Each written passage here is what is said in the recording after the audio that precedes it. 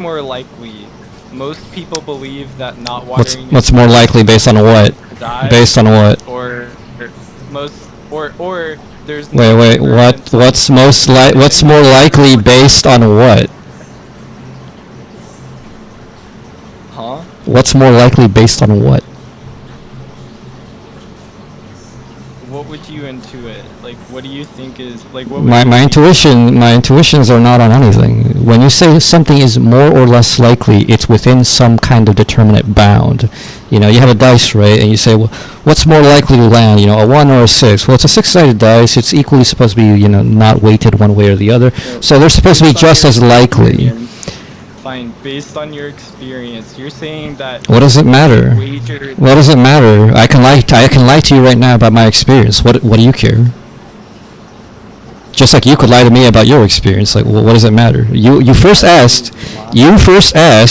Why would you lie to me? You first asked about a study because you don't trust my experience, and now you want to go with my experience. So all of a sudden, my experience is trustworthy when it wasn't before. Well, it actually wasn't before, and that's why I asked for the study. So, All right. So you have no. You've never read a study. I think you're being dishonest. Like, look, You're being dishonest now. You're being dishonest. Yes, one. I've got a quick question for you, sir. Can we be for fucking real, just really quickly? Most people converge. No. You keep saying that. You don't have a study. You don't have a study. You keep saying that, but you have no studies. Most people. No. You can't say that. You cannot say that. You have no studies, sir. Well, I can't say it because you're interrupting me. No. You told me you have no studies. Most people. You said you have no studies. On what basis do you say this? You have no studies, sir. You're like a radical skeptic. I'm not being a radical skeptic. You asked for a study. I told you, I don't have a study, but can you give me a study? And you said no. So you are just making shit up. You're just making shit up. It's just cringe. Oh, I'm cringe. Yeah, go ahead, man. You have sworn that. Yeah, sorry. No, I'm still here. I'm just thinking about the dishonesty. Yes, so do you agree with the following statement? Let's just say, if I agree with X. Yeah, would you agree with the following statement? Yeah, go ahead. If I agree with the normative theory X, then X is true? If I agree, yeah, and... Alright. Yeah. Write it down. If I agree with normative theory X, then X is true.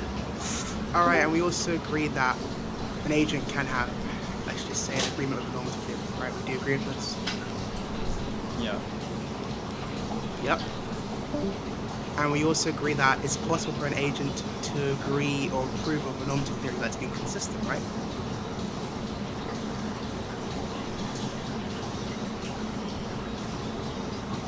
Yeah. You've sworn you that? Alright, so that means there exist views. Exist normative theories are inconsistent that are true, thus there exist inconsistencies. So if you're a subjectivist, given your control, you should think that dilethia exists. Well, exists like in a non-realist way.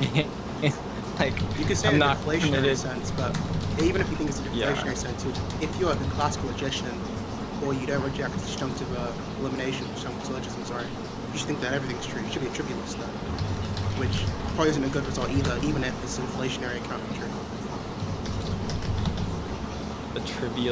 Okay. Trivialist means you believe all propositions are true, right? True. Yeah, true and false. So if you think that there exists a formal consistency, but not a real one, as in like something substantive, it's merely inflationary, then you should also think that every statement's either true or false, just because you think that disjunctive syllogism is true, or at least valid. Yeah.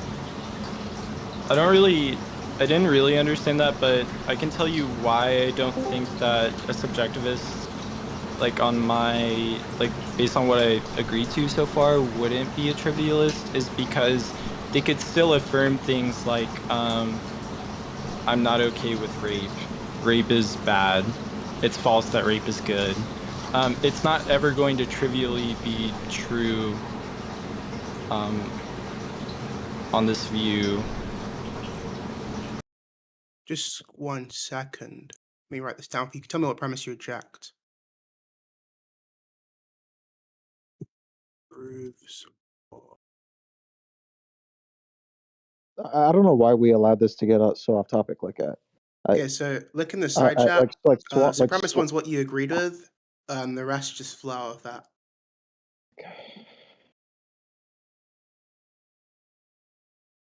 Wait, did someone from Princeton want to say something? I know you're trying to raise my cortisol. You're not going to do it. Just stop being a cunt. Anyway, what the fuck was I going to say? But Swan, are you reading the argument? I was going to say to Swan. Yeah, I'm reading it.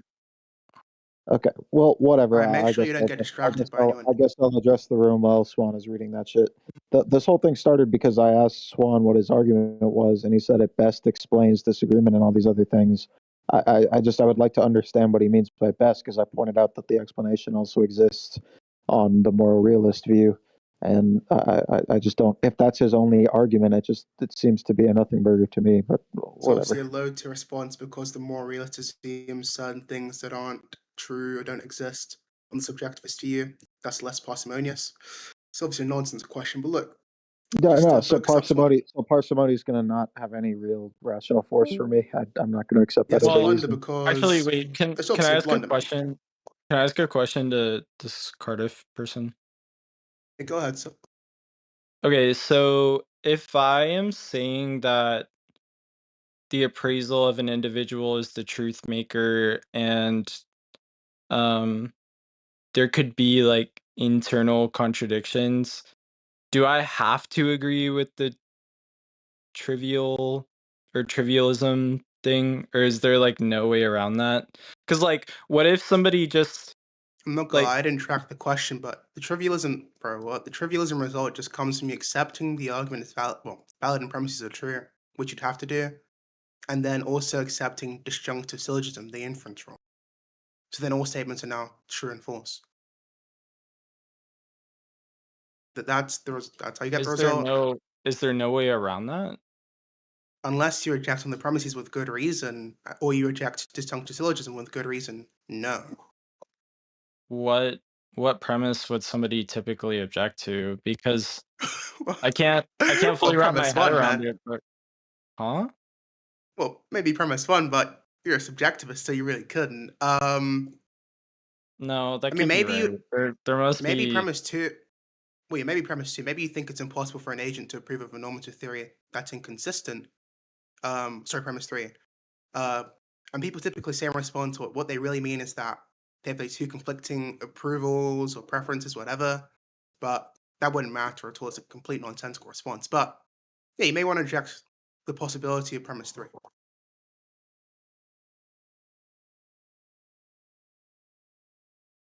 I'm not sure what to say about that. I would have to think about that, to be honest. I don't really know. I would just concede on that. Good stuff. Me and Antonio Wolf we're actually a really good duo. Like Antonio Wolf with the continental stuff and with the analytic stuff, and Treeman's with like the cuck ordering. It's actually, I guess it's a trio. Huh? Nothing, sir.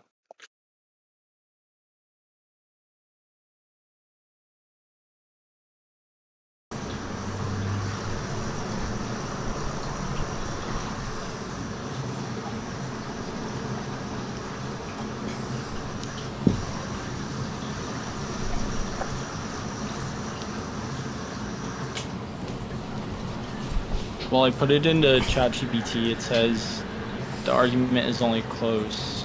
The conclusion that P1 is false needs one additional assumption or a reductio structure. Oh, they're just saying it's structured properly? Well, that's just implied conceptually valid, so it's so it still works. What the hell? So imagine you have an interlocutor who's like really not trained on formal logic, but the essence of the argument is like formally valid. That's just same as it's conceptually valid, so then if you're saying this is conceptually valid, it shouldn't matter at all. That wouldn't discount the argument by any means. It would still be true. Yeah, Oh, but wait. presumably he's going to hold the subjectivist account of truth as such as well. So I don't know if this would succeed on his account of truth. Couldn't I just object to... No, I already committed myself to not doing that. But couldn't I just object to... Couldn't I just object to P4 if Y is inconsistent then Y is false? But you could. I mean, you know what's crazy? You could it's actually funny. You could reject premise 4, by the way, and you'll still get the result that there exists an inconsistent theory that's true. So suppose you don't think that, if Y is inconsistent, then it's false. And you also have a bivalent view. That's just implied it's true.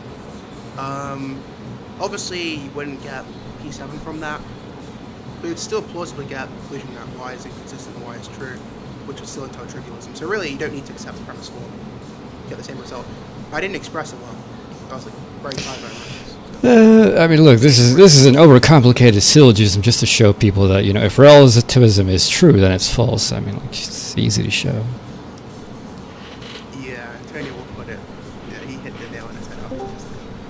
well, don't you think someone could affirm some contradictions but not others? Well, hold on. Can I tie this back to the original? Can I tie this back to the original, contention, which was that you claimed that relativism is a better explanation for why people disagree than objectivism. And I asked you, explain what that means. How can it be better? And actually, the syllogism that Cardiff put right there is a pretty good one. Okay, so in relativism, you assume that because somebody approves of something and says that it's normative, to them it's true. And therefore, in the relative standpoint, it is true, de facto.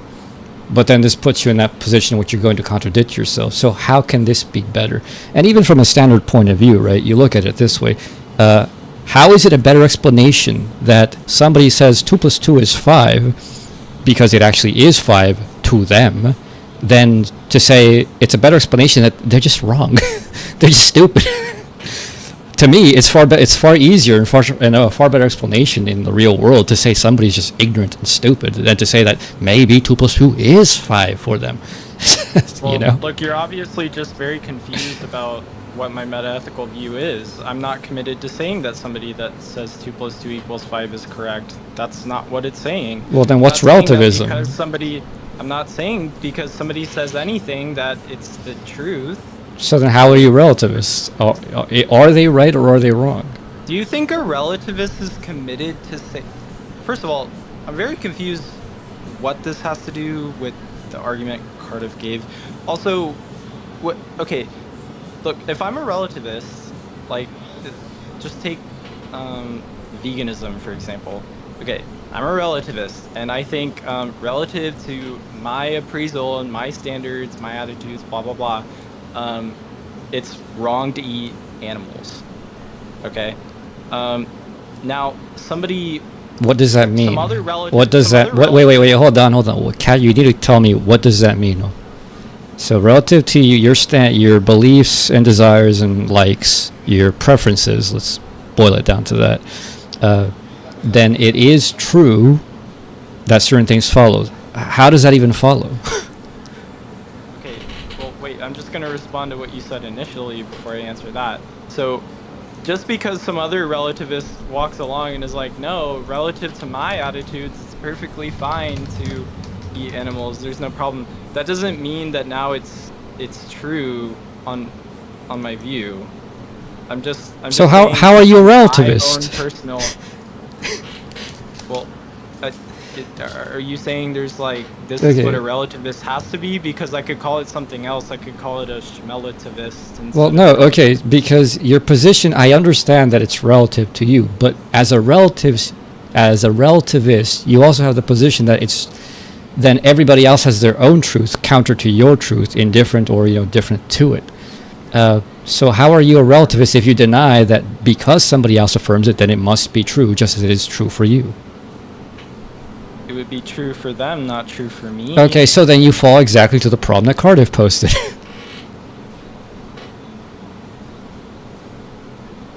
I'm unclear why exactly. I mean, what does that have to do with what he posted? Well, look at his syllogism. So, his syllogism was P1, an agent approves normative or theory, why is true. Meaning that because an agent approves a normative theory or says, I believe this, therefore it's true, that's basically what you are committed to.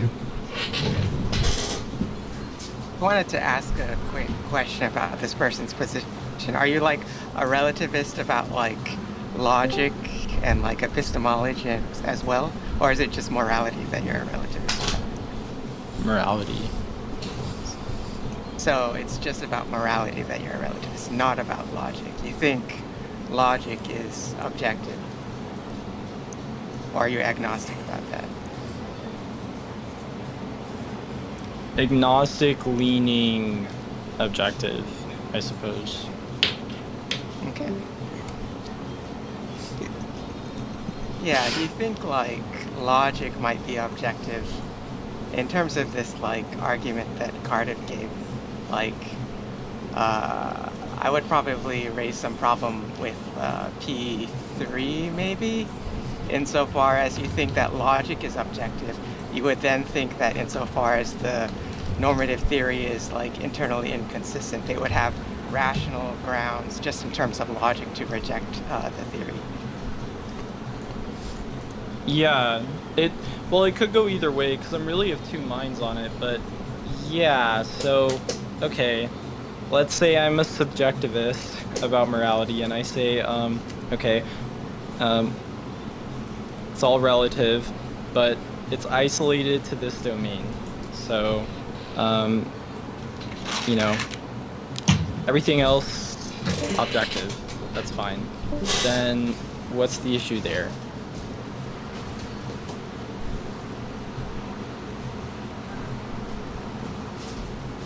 The issue, I would say, is that the same reasons you have for thinking that there's relativism in morality. Well, I would say that the same reason you have for thinking about relativism in morality is the same reasons you should have for thinking that there's relativism in logic. Well, like okay, we literally know that there are like relative logical systems by the formality that you have like different logical systems with different logical rules. Some of them accept contradictions, some of them don't. Some of them accept the qualifiers, some of them don't. So like logic is relative by the usual standards. Yeah. There's also like huge disagreement about like what the basic like rules are. Like I reject the law of excluded middle, but like some people accept that, and like there's no clear consensus. So like just based on that, like you would have to accept, if the force of your earlier argument from like disagreement and lack of convergence, that you should therefore be a relativist also about the logical domain. okay, and if I say I'm a relativist about everything, then what? No, you're in bad water. You're in contradictory water already, buddy. Why? Why? Then what? Because as a relativist, you're committed to like that P1, that because somebody asserts something, it could only be because it must be true relative to them. But then that just puts you in contradictions of like their truth, your truth, and everybody else's truth. So you have to affirm contradictions at some point. Whoa! I don't understand how that Or follows. you turn Why into a is- sophist. why You is- say there's many truths. You just Why go is- classical sophist. Oh, don't drop the Wait. hard R here, man. Why? Because, okay, look, if I'm a relativist about everything, okay, I'm wearing that hat now, why am I committed to other people's relative truths? Because you're a relativist. If you weren't, you would just say, well, my truth trumps everybody else's truth. I don't care. There is nobody else's truth because I'm the only one who's true. You'd be a solipsist. Well, wait, I'm a solipsist about there being an objective truth. So are you a relativist or are you not a relativist? Which is it? Well, but it sounds like you're just saying the problem with being a relativist is you're a relativist. No, the problem is that you're going to contradict yourself. That's a good argument for anything, to be honest. Because you're that. No, that's not a good argument. I know. I was tone kidding, but you can't get tone unless I put it down in like, I don't know, like a truth table for you. Truth tables. Okay. What contradiction? Okay, wait. So, okay, I'm wearing the like global relativist hat. What contradiction do I have on my hands? What is it? That relativism is global, which is not relative. So you're contradicting yourself. Why should I accept that it's not global? Because relativism is precisely the position that it's particular and not global. If you say it's global, then it's absolute, which is not relative. So you contradict yourself. I mean, that's like the most basic philosophy 101. Now you're equivocating on what we're talking about when we say relative. No, I'm not talking about absolutes, because I could say you something don't like have to relative say the word my- absolute. No, that's not what we're talking about. You Right. don't seem to understand that there's a thing called implication in philosophy. That just No, because you there didn't say was no something, implication. there is an explication. Just because you didn't Antonio, explicitly say the no, word no. absolute doesn't mean that it's not implied in what you're doing. When you Antonio, make it the a universal. conversation's not about absolutes. The conversation Nobody is about... said it was. I said implied in what you're saying, and that's what implications are for. That they're Okay. not said.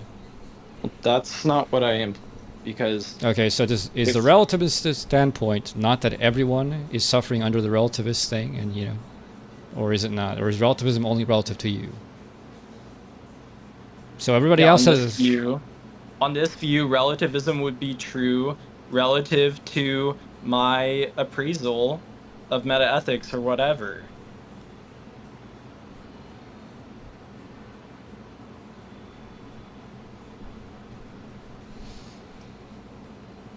Also, it has nothing to do with absolutes. Look, a Nobody subjectivist said could that say nobody said that it absolutely is. It's not an issue about absolutes. Nobody said that it is. Then I just why said did it's. you bring that up? I said it's Antonio, look, implicated. I said it's implicated. I didn't say it's an issue not, about the it's not absolute. implicated at all. No, it's not. Antonio, look, If it a applies to relativist- everybody, No, it's global and it's an not implication. relative. It is an implication. You If said. it applies to everybody, it's global and it's not relative. So does relativism apply only to you? Are you the only relative one? Everybody else is absolutely only among each other, or what? In what regard? On what specifically? Well, What are we're you talking asking about the ultimate regard, so relative in all regards. What is the regard? What are you asking me relative about in all specifically? regards. Like, I didn't qualify it. Your regard. It's just mumbo jumbo. I don't You're know what running you're into the asking Star me. Wars Look, paradox, so I did. Look, the problem I have with you bringing up the absolute stuff, and I feel like this doesn't need to be said, but maybe it does. Like, someone could, relative to their standards, say, rape is always wrong. Like, absolutely, rape is always wrong. I don't care what situation you come up with, rape is always wrong. Okay? Like, that's an absolute on a relativist view. That's completely coherent. There's no problem with that. So if you're trying to say that, like, relativists How's it can't say coherent? something Wait, how absolutely- explain how it's coherent? How can you be a relativist and then make statements for everybody that apply to everybody? Do they actually apply, or is it That's just not your what they're opinion? presumably, that's not what they're even trying to do. Well, then like- why are you saying it? So, like, are you affirming it? Yes or no? I'm affirming that rape is always wrong. Yeah. Okay, and so does this apply to anybody other than you? Yes. So how are you a relativist? Because relative to my appraisal, this is how people should conduct themselves. Are we for real? Okay, so it doesn't actually apply to other people. It just applies to you. That you're just saying you prefer this, but nothing will happen. Nothing happens. What do you mean? What do you mean by apply? The truth maker is my appraisal. It applies to other people because that's my appraisal. How's that a truth maker? What the hell does that mean? All you're saying is that you prefer something. How is that a truth maker? You don't know what it means to say that there's something that makes something true? I know what that means. I told you what truth is. Then why did you ask that? No, I know what that means. I don't think you know what that means. Because all you're telling me is that you have a preference. But what does that have to do with truth? On this view, that's what makes it true. No. On your view yourself, what is the difference between truth and opinion? None. Well, you're just saying that you have a opinion has preference. a lot of different. Well, okay, opinion has a lot of different meanings, so that could mean something totally different. Opinions Wait, are but- just but- unfounded, or positions.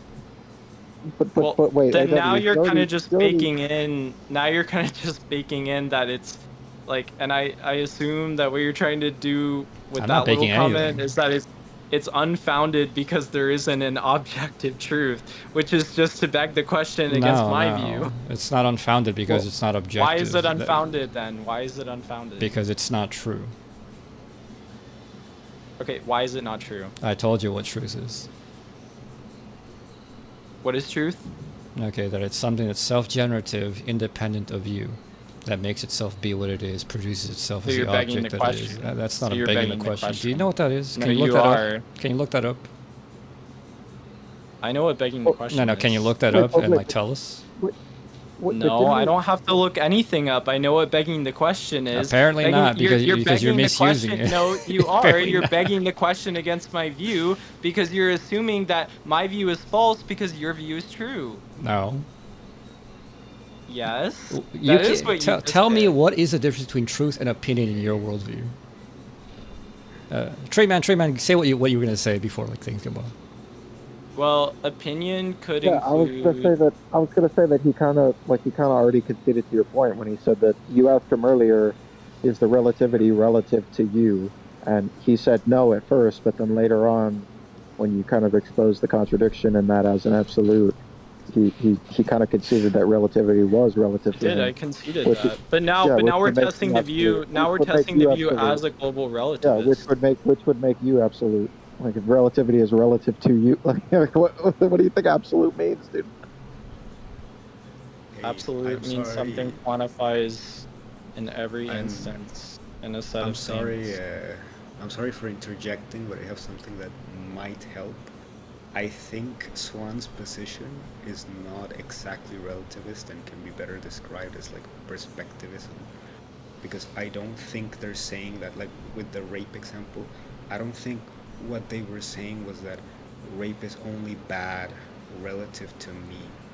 Like they're really just saying that that perspective that rape is bad only lives inside their head.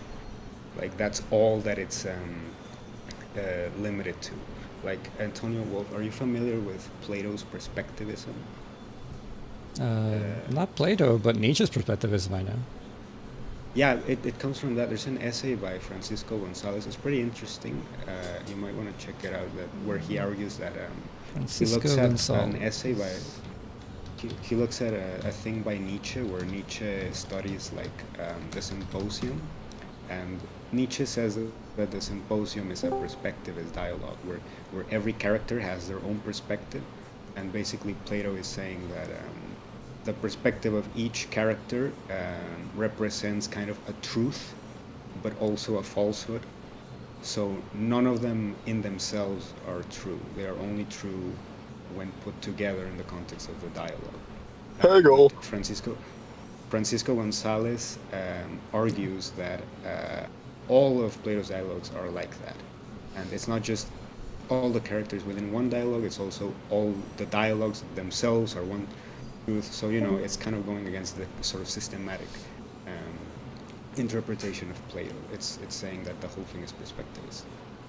So I guess Swan thinks that the whole world is like that. Like every person has their own perspective, and it's like true for themselves, but it's not like globally true. And I don't know if they think that you can put them together in some sort of way, but probably not. That's up to them to say. But yeah, I don't think it's like the claims within the perspective are not really affected by the relativism. Like as they were saying, it's totally coherent for me to say all rape is bad, and which is a universal claim. But that truth only lives within my perspective. Does any of that make sense? No, it makes sense. I would Okay. say Yeah. it's if it remains only on that surface, then sure, it's consistent. And what you mentioned about Plato is interesting. I've heard something similar before, not calling it that, but where somebody did mention like there's some people who read Plato as kind of this a pure meta-philosopher, and that everything is about this positionality of like positions themselves. So it's kind of like this kind of Well, Hegelian sorry, view I of thought, Plato. like, I don't know how I couldn't I have saw- been more clear when I described a person or myself saying that rape is absolutely wrong, but that's made true by my appraisal, or as Buck Tutha would put it, my perspective. I mean, how could I have not been more clear on that? No, I know exactly what you're saying, but like Well, I'm now you taking you to do. no, Like, I haven't changed my position. So like I think what I said earlier if that I may- implied. Well, hold on, let me finish my point. What I said earlier, which is that in your position there is an implication that still remains, even for the perspectivists. This implication remains. So the only saving grace that they have is that they're making a position in which they're not explicit and they haven't thought about it and they're ignorant about the position. What he said about Plato is not what you're saying, because what he said about Plato is that Plato is taking these positions as relative in a system, and the system itself is the objectivity. So Plato is not a relativist in that way at all, and the perspectivism is not about this or that perspective. It's about a meta perspective that has them all as truths that cohere with each other. That's not at all what you're saying. well, and like you said, that's up for me to say. Do Right? you affirm that? Yeah. I don't have any thoughts on that. So How that's would not your how would I position. possibly know? How would I possibly have access to? I mean, I would have to have access to every single person's perspective. No, that you wouldn't. All you have to say is that you believe that there are multiple perspectives that are equally true, which cohere with each other, even though they seem oppositional, and that would be a coherent position.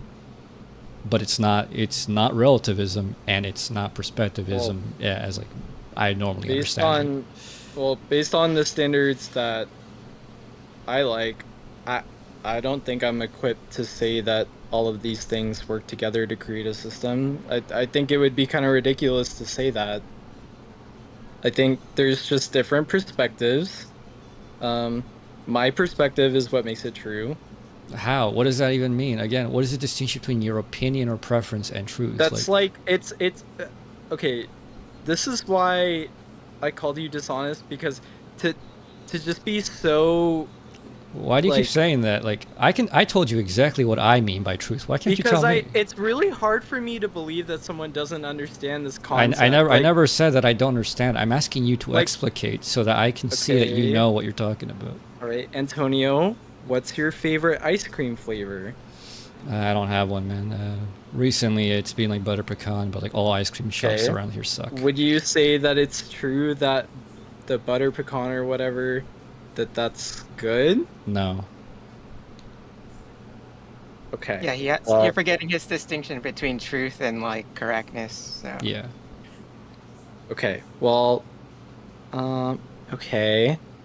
So, okay, on my view of things, and I think, I don't want to talk past you, so maybe it doesn't apply to you at all, and maybe we're at an impasse. But on my view of truth, I think if somebody says that it's true that vanilla ice cream is good,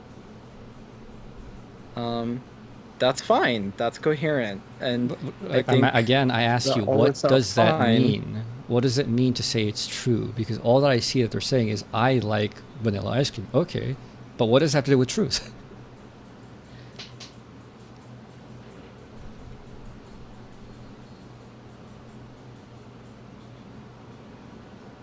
I mean, do you not see the problem Are that you like asking me? there's... Are you asking me like for like a theory of truth, like No, an I'm just asking. I'm epistemology? asking what does this word truth mean? Because all I see that it means when you use it is all you're saying. Well, I have this preference. I know, but what does that have to do with truth? Why call it truth? Like, what does that Well, even I mean? think that's all that it means in this context. So why not then just be open about it and say that you just stand by preference? I have this preference. You have your preference. Nobody's going to deny that.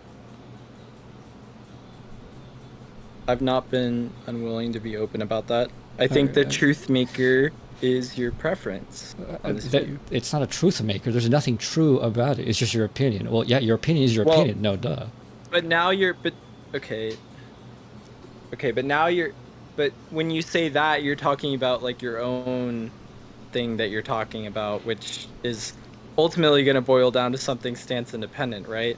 So that's just to beg the question, because No, you're like, saying to the no, anti-realist, well, no. you can't really talk about truth because truth is only about stance independent things. No. So There can be stance-dependent truths, but you haven't given okay, me one. All you've done is give me okay, opinions and, okay. you know, Sorry. Tell me what your view of truth is again, and I'll try to come up with an example that could be, you know, a stance dependent truth that's, you know, based on someone's preference. So again, a truth for me is something that's going to be self-generative, self-producing, independently. Now, you obviously are a being in the world. You are independent. So you would have truths about you, which nobody else would have. There could be something that, say it's the truth may be that it's best for you to become an artist, or, become a salesman or something like that, to express a certain kind of like ontological need that you have.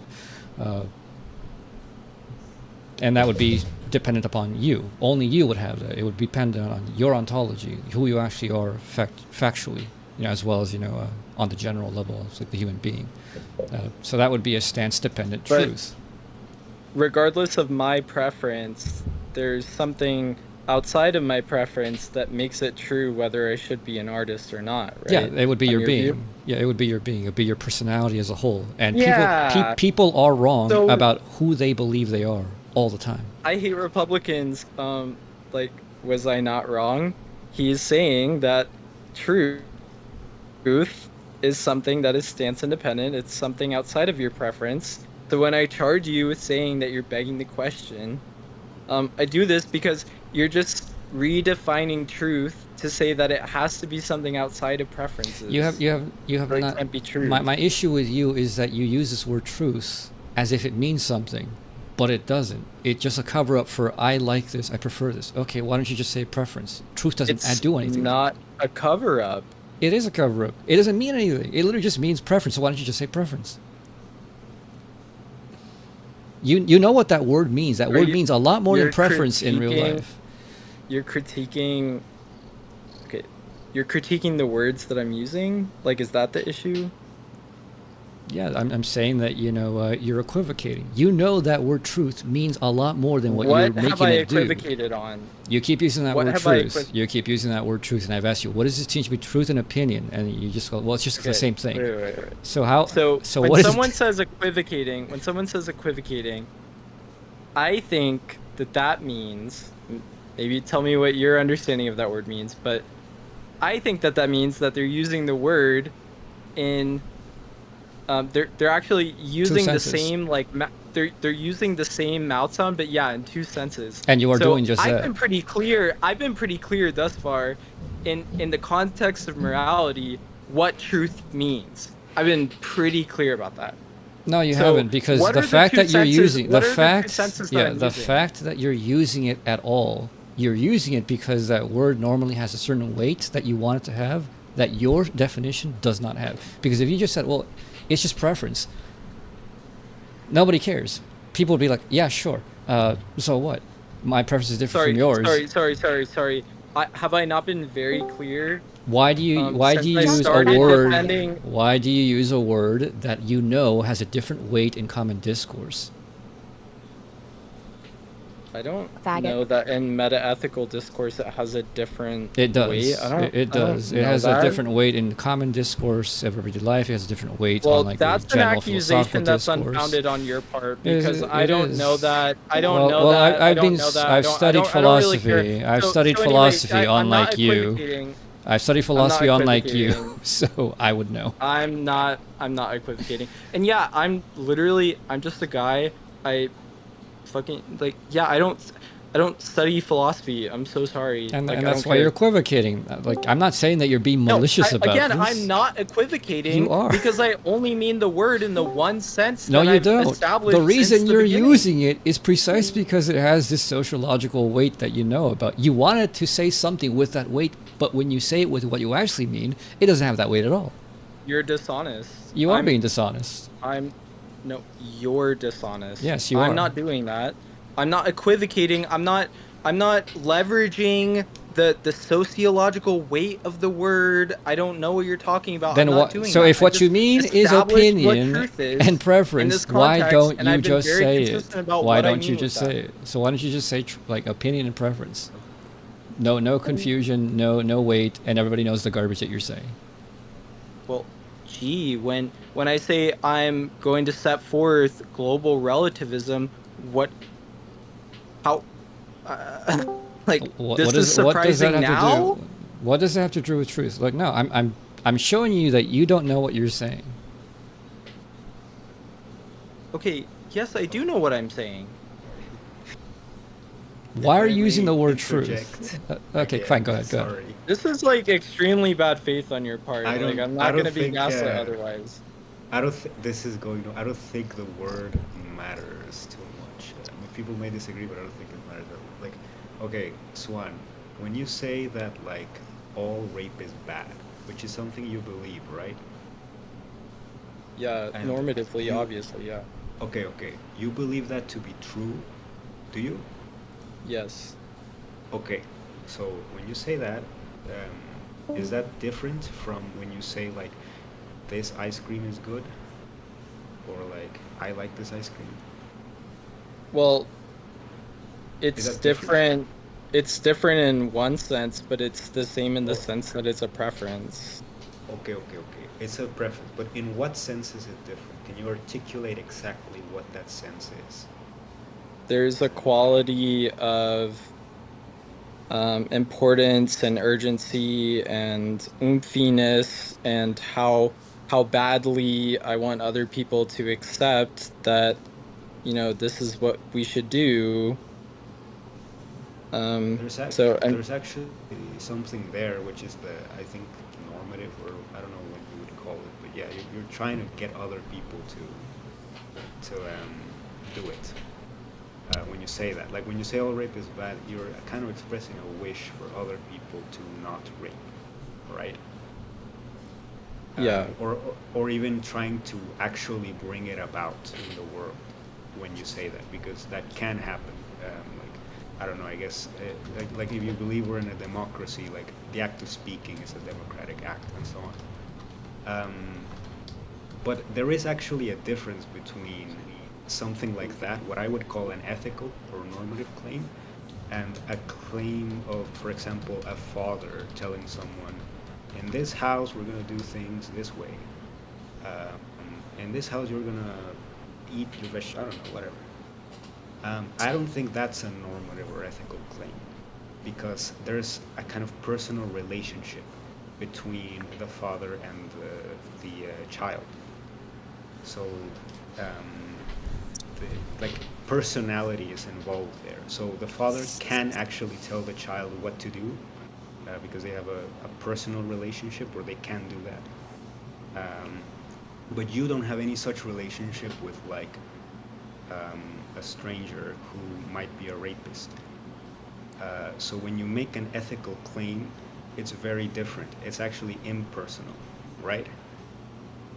Um, and I think the weight behind these supposed ethical claims, precisely because they are impersonal, is that they're supposed to be objective.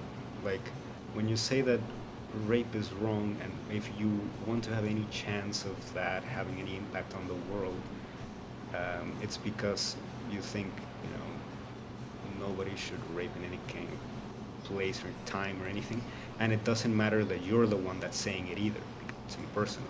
You think that it's just kind of, if you want to think of it this way, a fact about the world, um, which is very different from a father telling their child, "I want you to do this," which is totally personal, and of course, it's totally different from ice cream. Like, that would be an actual difference. Like that's just kind of an example of what maybe Antonio Wolf was asking you to do, like articulate Or really the difference between like an ethical claim and something else. I But mean, if you just say like it's just importance or oomphiness, it doesn't really uh, give people anything to work with. um, Yeah. Well, first, I mean, you could have a disagreement. You could have a moral disagreement amongst friends, uh, where there is kind of that impersonality, and yet there is the oomphiness. Like,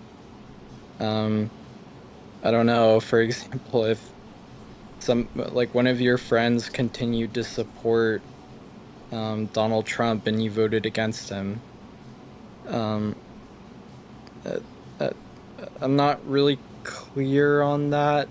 Also, something else you said struck me as wrong. I mean,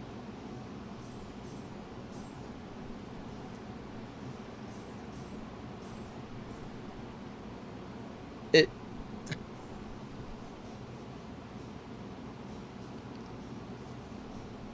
Stun locked. Stun locked. Shut up. I'm trying to think. Primitively mean. Huh? Look at the tree. Fine.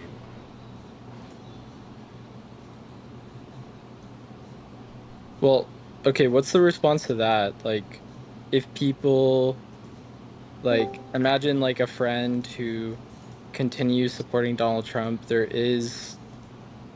are cases where there is this kind of like oomphiness, right? And yet there's not that personal relationship where you just like tell your friend like this is what you're going to do. I mean, There's does that not give you that something to person. work with? Oh, well, I think there is a person with your friend, like to some level. I mean, I've had like ultimatums and falling outs with friends over like stuff like that, which is like. But I think in that case, usually there's an ethical reason behind it, where you might not say it, but you probably think it. For example, Is anyone here horny, oh, or is this the wrong chat? Sorry. what, dude? What the fuck? Can you? All right, sorry. All right, Yeah, I'm but hang out with it.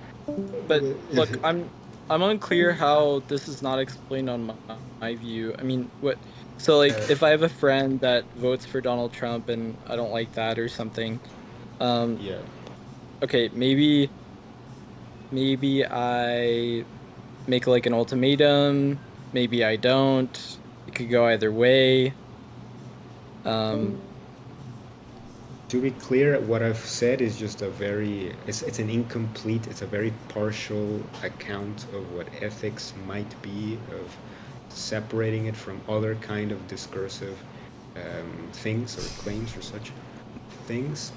But I do think that your view misses the fact that I do genuinely think like anyone who makes an ethical claim does the word pretend in English doesn't work. But like does oh, yeah. is trying to like anyone in English is trying to like what is the word like make an impersonal claim. You know, like when you're Yeah, making an sorry. ethical claim, when you make an ethical claim, I think you are trying to make an impersonal claim. Otherwise, it doesn't have the weight. Yeah, you're as making you a, might you're trying to make Yeah. an objective I claim. I Well, sorry, just real quick. That is the other thing I wanted to respond to. I mean, um I'm not trying to say anything about what people are trying to do. I think that's its own isolated You're question. just trying to I'm tell just people what to saying, do. n- no, what are you I'm not. doing when you make an ethical claim? What are you doing? Well, wait, this is a meta-ethical discussion. I'm saying in this meta-ethical discussion, I'm not trying to Uh, make a it, claim about it, what people are trying to do. yeah, it doesn't matter. When you make any kind of ethical claim of any sort, what are you trying to do? What does that do? Well, I can't give one answer to that. Normatively, are you asking me normatively what am I trying to do if I say like you shouldn't get an abortion, for example? Like what am I trying to do? I guess like why make an ethical claim at all in your view? Well, I think because I prefer people in my world do things or don't do things. So, I mean, like for example, um, if I tell someone hey, we should go to this restaurant on Friday. That's a bad example. Okay. We're talking about ethical claims. Like, obviously, asking somebody out, isn't an ethical claim. Do like murder is bad? Like, why say murder is bad? Why would you say that? Because it's okay. I would say murder is bad. Well, it depends on the context, but like, I suppose like if we're in like a trial or Context. something, and like it's up for debate whether murder is bad or not. Also, murder is like analytically bad, so it's kind of confused. But like, I'll be, charitable and assume you're talking If about it's just like analytically killing. bad, then more anti-realism is false, because analytic truths are objectively true.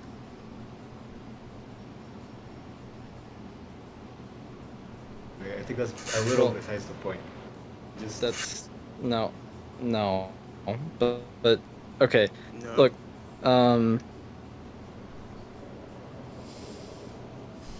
I Why don't do you care. not I just think like that generally. the facts that murder is immoral, being analytically true and thus objectively true, wouldn't count as like a moral, unobjective moral fact? Why wouldn't you agree with that? well, because I think that truth is relative. What, relative to what interpretation? That wouldn't matter. You can like reinterpret murder or reinterpret wrong, and then get the result that murder isn't wrong given the reinterpretation. But so long as it exists an interpretation, which it is true, that murder is immoral, and the extension of murder includes some killings, then it's objectively true. Well, it exists an objective moral fact, namely that murder is immoral. So No, to say it's relative just so you can that's like not redefine the what term. I meant. That's not what I meant by that. I just meant that when you say murder, I take that to mean that it's a wrong killing. It's wrongful killing, yeah. I mean, so long as there's no variance in the semantics on the term, how can you get a different result where you say that murder is not wrong if the term doesn't vary in meaning? If what you're gesturing at when you mean wrong is something different, like someone might say that killing a zygote. Wait, hold on. So you would agree it's true? So you would agree it's true that murder is wrong? That's objectively true. What we're disagreeing with is that it's true given No, all I wouldn't counts of agree to wrongness. that. No, because No, then what? well, because Wait, two speakers how? could be having a conversation about what is murder, and one speaker could be talking about killing zygotes. Me personally, What? normatively, I don't think that that's murder. The other person could think that that is murder, and then it's like, You're just okay, confused. what's being What it said means to by be wrong, murder is different. well, you're just complete. The normative ethical stuff is like completely irrelevant here. What we mean by wrong is just something you ought not do.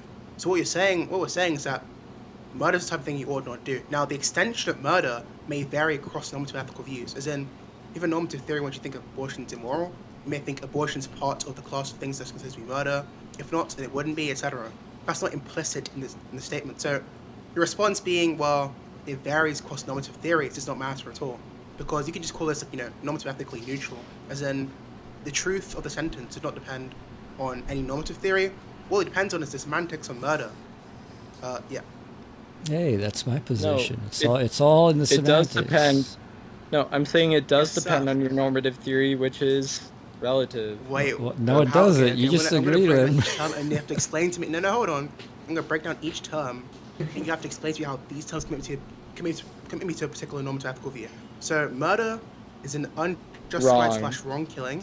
Yeah, great. Wrong. Killing is just terminating or removing your life. Wrong. And Wrong then commits you. proving Wrong commits you to a normative theory. Yes. Wait, if I said wrong is something you ought not do, what normative theory does that commit me to? Tell me, please. Whatever you're gesturing at. No, but what if I'm completely agnostic? I don't know what I ought to do. I don't know what I ought not to. Then But you're not I saying agree. anything. Right? Then No, you're wait, not. hold on. No. Then you're not That saying just couldn't anything. be It's true. just empty. But that just can't be true. Then more inquiry is just completely debunked on your view. Because apparently someone can't come into the metaphysical or non-metaphysical debate without having a particular pre-existing view. Well, and then ask, actually, okay, yeah, well, I'm totally on. fine No, hold on. saying Wait, that. wait, So, like, hold people, on. people who come Why don't you let me into, finish? and you look, Okay. because you made a claim. Okay, look. So, people who come into a more, if you're doing a moral inquiry, yeah, you do have your own beliefs. I don't think you have to be like a full-fledged like utilitarian. You have to have like some commitments already. Like, okay, fine. Like, whatever.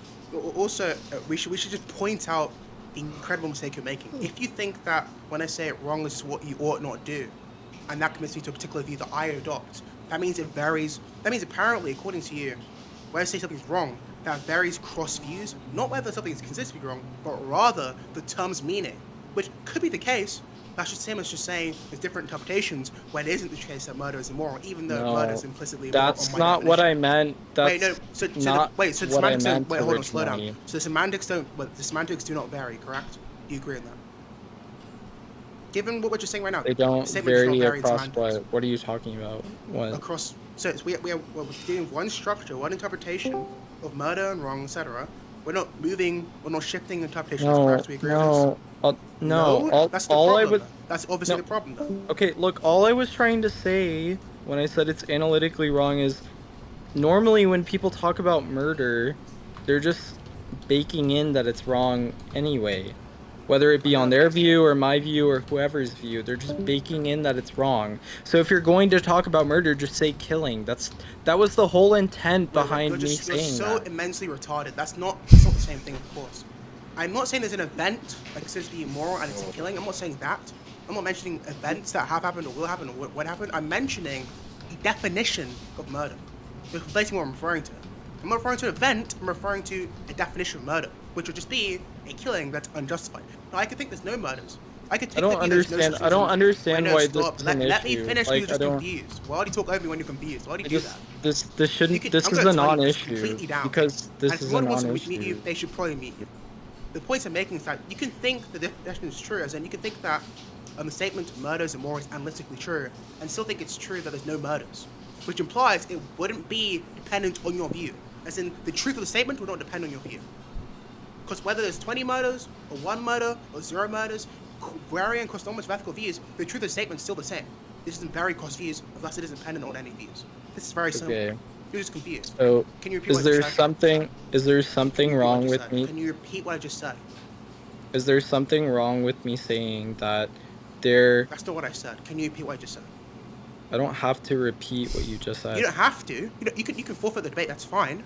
But I'm asking you to repeat it. I don't think you're listening to what I'm saying. Can you repeat My what I just said? my forfeiture doesn't depend on me repeating what you just said. Can you repeat it? Yes or no? So, what I Let's was just trying to recapitulate what I say. said. But no, just at least like paraphrase. So I'm I'll just confident you're listening. you when you're done with your like little pouty session, like just let me know. So low IQ. It's such a retarded confusion. Well, you just throw. So when someone says murder, normally that has some like loaded kind of meaning behind it, that it's like already wrong. So that's all I was trying to say. Really wasn't even relevant to what we were talking about. I don't know why we had to go on this whole like thing about analytic Because the fact that descriptivism and murder all is of this immoral is nonsense. true, Like, would discount anti-realism, ignoring the voice crack, or discount anti-realism retard, obviously. Minimal That moral wasn't a realists who voice aren't crack. minimal moral realists who aren't anti-realists, obviously, would accept a view like that. They'll think that things like promises, murder, etc., suffice as evidence for their view, and evidence against any anti-realist view. So trivially, this would be evidence against the view. no, it's just to No. say that. No, it's just Wait, to so say if I that. said, well, no. Just for clarity, do you disagree with the fact that murder is immoral is analytically true, or that analytic truths are objective? Which one of those do you disagree with? The second. Second, so you think analytic truths are subjective, right? Yeah.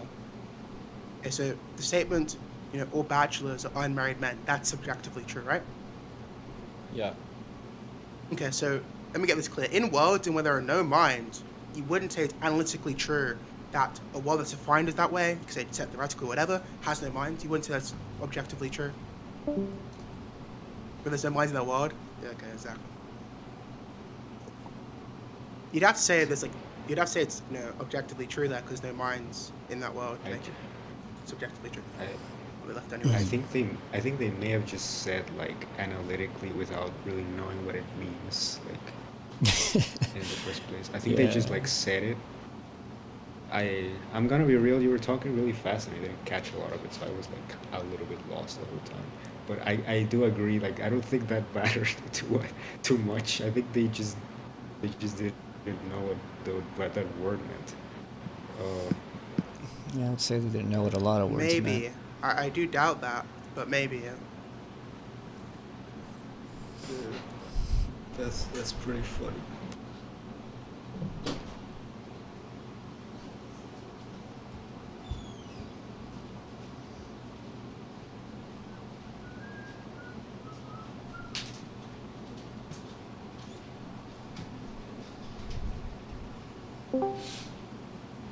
Oh, he's back. Hey, can you hear me? Yep. Yes. Sorry, my phone died. I'm really confused about what the whole. Well, that doesn't matter because you left when I was speaking. So that's your. I'm just gonna finish what I was saying then. So, Well, if we okay, define a fine, world, my a phone died, possible world so in oh which my god, there are my only bad. P zombies, there are no beings with minds, would you not say it's analytically true at that world that there are no minds? Is it analytically true? Okay, Well, in a you're world where it's asking me. defined by having no. Well, In a world it's where it's it's a defined. confused it's a confused question because you're asking me, like, you're asking me. Are you retarded? If I asked you, if there's a world, okay, is there a possible world where you don't exist? And is it analytically true given control of that world that you don't exist? In that world, you would like wouldn't be able to answer that question, you'd be confused, you'd be lost. Really? The answer is obviously yes, it's analytic. Because the semantics, the way you interpret that world, would be such that there is nothing in there with minds. You can define it theoretically. You can say, you can say for every x, if x is an element of C, then not P of x. Basic stuff. That's analytic. That's all consequence relations are in first order theories. So you'd have to agree yes, unless you're just confused on what analytic means. Do you know what analytic means? True by definition. Great. Okay, so you would agree then, right? There's analytically true in that world, not in this world, but in that world, right? Okay, so in a world where it Is that a didn't yes? exist, well, or was the analogy about like a world where I don't exist? There's a possible world where everyone's a P zombie. Okay, so they don't have minds. They just walk No, around. not that analogy. The second analogy. It does not matter. That's besides the point. Look, do you agree or disagree? Wasn't The it? statement that Why was it besides the point if you brought it if up? I define What? world one as the world of only P zombies, is it analytically true that world is just filled with P zombies and no conscious agents? Yes or no? Well, okay. You're asking me if you're baking in like an objective truth, then okay, then No, that's no, its I'm own not making thing. it. But Just you're answer my asking question, me. retard. Stop rambling. Just answer the question. I mean, I think it's pretty obvious what I'm trying to say. Wait, so it's obvious. Is the answer no? It's not true that in a world in which you define the world as just a world of no agents or no conscious beings, it isn't analytically true. Is there conscious beings in that world? Are you serious? That's your answer? Okay.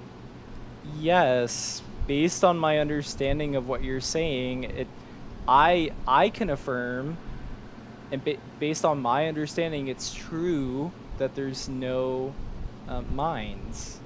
Okay. It's analytically true though, right? Just for clarity, it's analytically true in that world, right? We agree? Based on my understanding. Yes, given the semantics that we both agreed on, right, it would be analytically true. Okay. Great. Now, can you tell me what the truth maker would be in that world if there's no minds? Well, to put it simply, could the truth maker imply it's subjectively true there's no subjects in that world? Well, that's actually why I went to such pains to distinguish my answer I'm the one that you wanted Okay. because I So don't think what's that your there answer to my are question? any. You can I you can don't just think that clarify it there. that way by answering my question. I don't think that there are any truth makers in that world. Okay, so it wouldn't be true then. It would fail to refer, you fucking idiot. Well, Calm down, bro. What's the conversation? Do you know what it means to lack a truth maker? If the Means truth you're maker a is being fucking denoted in liar, the bro. sentence, Just it say it in fails to simple refer. If it terms. doesn't do so, but still makes the sentence true, if the words exist, you just say it's false. So why do you say yes, it's analytically true then? What is? because I'm a mind. You're asking for my appraisal of that world, so I gave you an answer. Now, if you went to Wait, go ask no, one I'm of the not. zombies, Wait, do you think appraisal implies it's true? Because if not, then I'm not well, asking you that at all. oh shit! Sorry. You're I had to do subjectivist that. about everything? About everything? Because that's not a subjectivist think, by the way. You Okay, fucking- sorry. Subjectivist, no, That's hold on, the view. subjectivist think- That's no, the no, no, view hold I on. started defending since like an hour ago. Wait, let me get this very, very clear. So, suppose that's your view, right? It's fine. We do agree it's analytically true, so it just couldn't fail to refer, like you tried to suggest earlier. It just couldn't be true. So then, the truth maker there would have to exist, even if it's been denoted in the sentence. But there'll be no minds there. There'll be no minds in that world. So then, it'll be Okay, objectively well, true, listen. trivially. Listen, So the claim that analytic Yeah. truth is subjectively true, or subjective, sorry. is Fuck just are you false. insane, bro? It sounds like you're talking Korean. What is the point? Cardiff, look, the whole point was, okay, initially I engaged defending subjectivism as if the other domains could be objective. And then I conceded, and okay, look, just in good faith, I'm going to admit that here again, I conceded that moral subjectivism is not defensible if the other domains are objective. So then I pursued what are the implications if I'm a global relativist per the advice of I Hate Republicans. And I'm sorry, I thought I made that really clear. Maybe you weren't here for that. That's not a slight to you. Maybe you weren't here for that part of the conversation. I thought I made that really clear. So now I am saying, okay, what, like, this is also a defensible view. So I listen to here the I am. entire world, but I hate Republicans. That's your view? Can you quote what I said that you reject? Just quote what I said that you reject. That there's a problem with me giving a judgment on this hypothetical world if in the hypothetical world there are no minds or truth makers. I didn't say that at all. Well, no, you did. You said there's a problem with me saying that there's a truth about this hypothetical world full of pea zombies, right? Not about it. No, in the world. There's difference between truth at a world and truth in a world. The cryptic seems to be like almost synonymous, so there's still a difference. Oh. They're not, Sorry, they're then, not synonymous, okay, there's still a actually, difference. okay, my bad then. Yeah, there is no truth in the world. That's fine. There's no truth in the world, so would it be true in that world that the world's just full of pea zombies? Correct.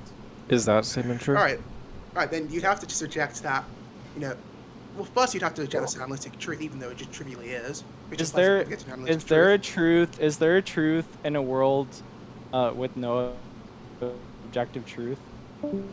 What if that's not even possible? Okay, great. Thank you. Like what? Like, did I answer by saying no? It's not possible, so no, right? No, that wouldn't imply the answer no. That would also have to imply when I say something's ill-formed, the answer's also no. You retarded? No. It just wouldn't be a set. Points and words taken to be set. Okay, then I can answer. It doesn't matter. I can answer the exact same way. Like I can't even conceive of it. You're not So what? understanding. Alright, go ahead. Yeah. No, okay, look, I'll wait if for you to can keep answer, rambling and I'll tell you the mistake you're making. look, if you can answer that way, then I can answer the exact same way, so it's totally Oh yeah, just fine. motivate is not possible then, that's fine. Motivate a world of pea zombies is not possible. Well, that's distinct from what you just said. Such a fucking idiot. Look, you're actually you're too Well, retarded. wait, that's not I'm what not you just interested in said. That's not what you just said, so... I said it's not possible. And now you're saying it's metaphysically not possible. I didn't mention. Are you dumb? I didn't even mention metaphysically. I just said impossible. Whatever modality you think I'm using, you can use it yourself. No, Okay? you just said it's metaphysically Sure, impossible. just suppose I said that, man. I made a mistake. Can you just answer the question in good faith? So I meant impossible, whatever modality is relevant in. What's your answer? Okay, well, I don't grant your metaphysics or whatever. I don't really Did care I- about that. So I How? don't- So you are really slow. You are really slow. Said any modality. So my metaphysics wouldn't even have to be relevant. Okay? Even if it was metaphysical so it's modality, by the way, nomologically- it so it's wouldn't be not- relevant either. What are you talking about? You think it's logically impossible for pea zombies to exist? Dude, when did I say this? No, I don't think it's logically impossible. I don't You think just said on any modality. Well, any modality you think is relevant. I said you think I clarified with the pre-modifier, oh sorry, post-modifier, you think is relevant. So if you How didn't would track I- that, okay. it's fine. I've already said that. Fine. Yeah, whatever. Look, I don't. You. Like obviously This it's is retarded so. on the This body. is so cringe. This is so cringe. Like I don't care. Like anyway, what is your objection to what I've said thus far to global relativism? Like I don't know. Like Objection to the lack of answers to my you're questions. kind of just don't like know. I couldn't shitting your object to anything. You didn't diaper really and like answer any you're super questions, did you? whiny. I don't. Wait, what am I supposed to object to when you I didn't don't- answer my question, you fucking moron? What's your question? Tell me, what substance is that to actually object to if you didn't answer my question? That I asserted I'm a global relativist. That's I'm substantial. supposed to object to your assertions in reporting your doxastic attitude. I'm supposed to respond to that? Well, I don't care about your doxastic attitude. I don't care about the fact you're reporting your global expressiveness or whatever you're saying. What I'm concerned with is whether you think that this thing's analytically true versus objective. That's what I care about. But you won't answer this question, so I wouldn't know if you disagree or agree for any good reason, which is what I want to object to. Yeah. Yeah, I mean, I'll just add to Yeah. that like the issue isn't that you tell us that you're some X. The issue is what do you actually mean by that? And once you tell us what that means, it's pretty clear that it's pretty stupid. Okay, well, the whole reason I brought up that it's analytically true is because when you say that murder is wrong, you're just saying something almost redundant. Like you're saying wrong killing is wrong. Now, if the intent of your utterance is that on my view of what wrong is, this kind of killing is that thing, then I mean, it just is what it is. Wait. As a relativist, wouldn't you have a position in which you would say that maybe there just isn't such a thing as murder, that there is no such thing as wrong killing? That, you don't need a justification for killing, you can just kill. Why would I say that? Huh? Because you're a relativist. Okay, so as a relativist, I'm not qualified to say what is and isn't wrong killing?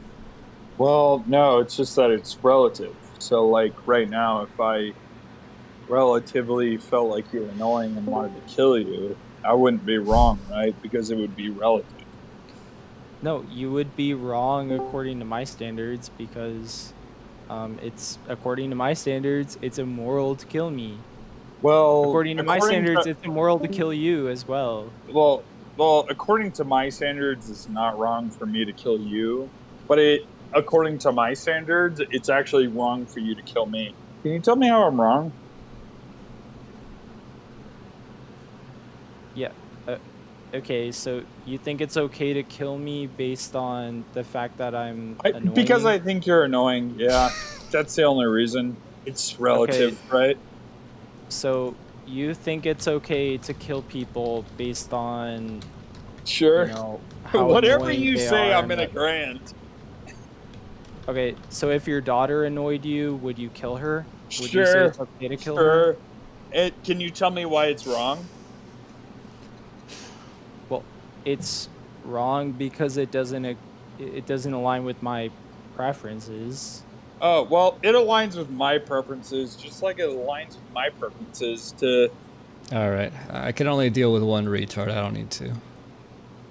I mean, okay. Like, if you think it's wrong to kill your daughter because she annoys you, then, I mean... Why are you taking this person seriously? Why are you responding? Why do your preferences take over, are more important than his preferences? I think that's what he was trying to get at. Like, why are your preferences Well, You it's know, a but just pragmatic. based on preference, then whose preference do you go by? I mean, that's Case by case actually at that point. that's a great question. Actually, objective morality has the same exact issue. Why should we concern ourselves with what the objective truth of Islam is versus Christianity? Well, it's a pragmatic dispute, and we have to weigh the Whoever evidence the against mod each is, other. can you unmute So, Hennessy? Because he actually knows this topic very well. He was being very annoying. I don't know, man. It seemed like pretty low tier. And I have enough for then low that tier. was your preference to mute him. See, it's preference. It's not a preference. Oh, wow. Look, woman, you're stupid too. Your friend is stupid, and this guy, this guy we've been talking to, Swan, he's stupid. I can only handle so much stupidity. yeah.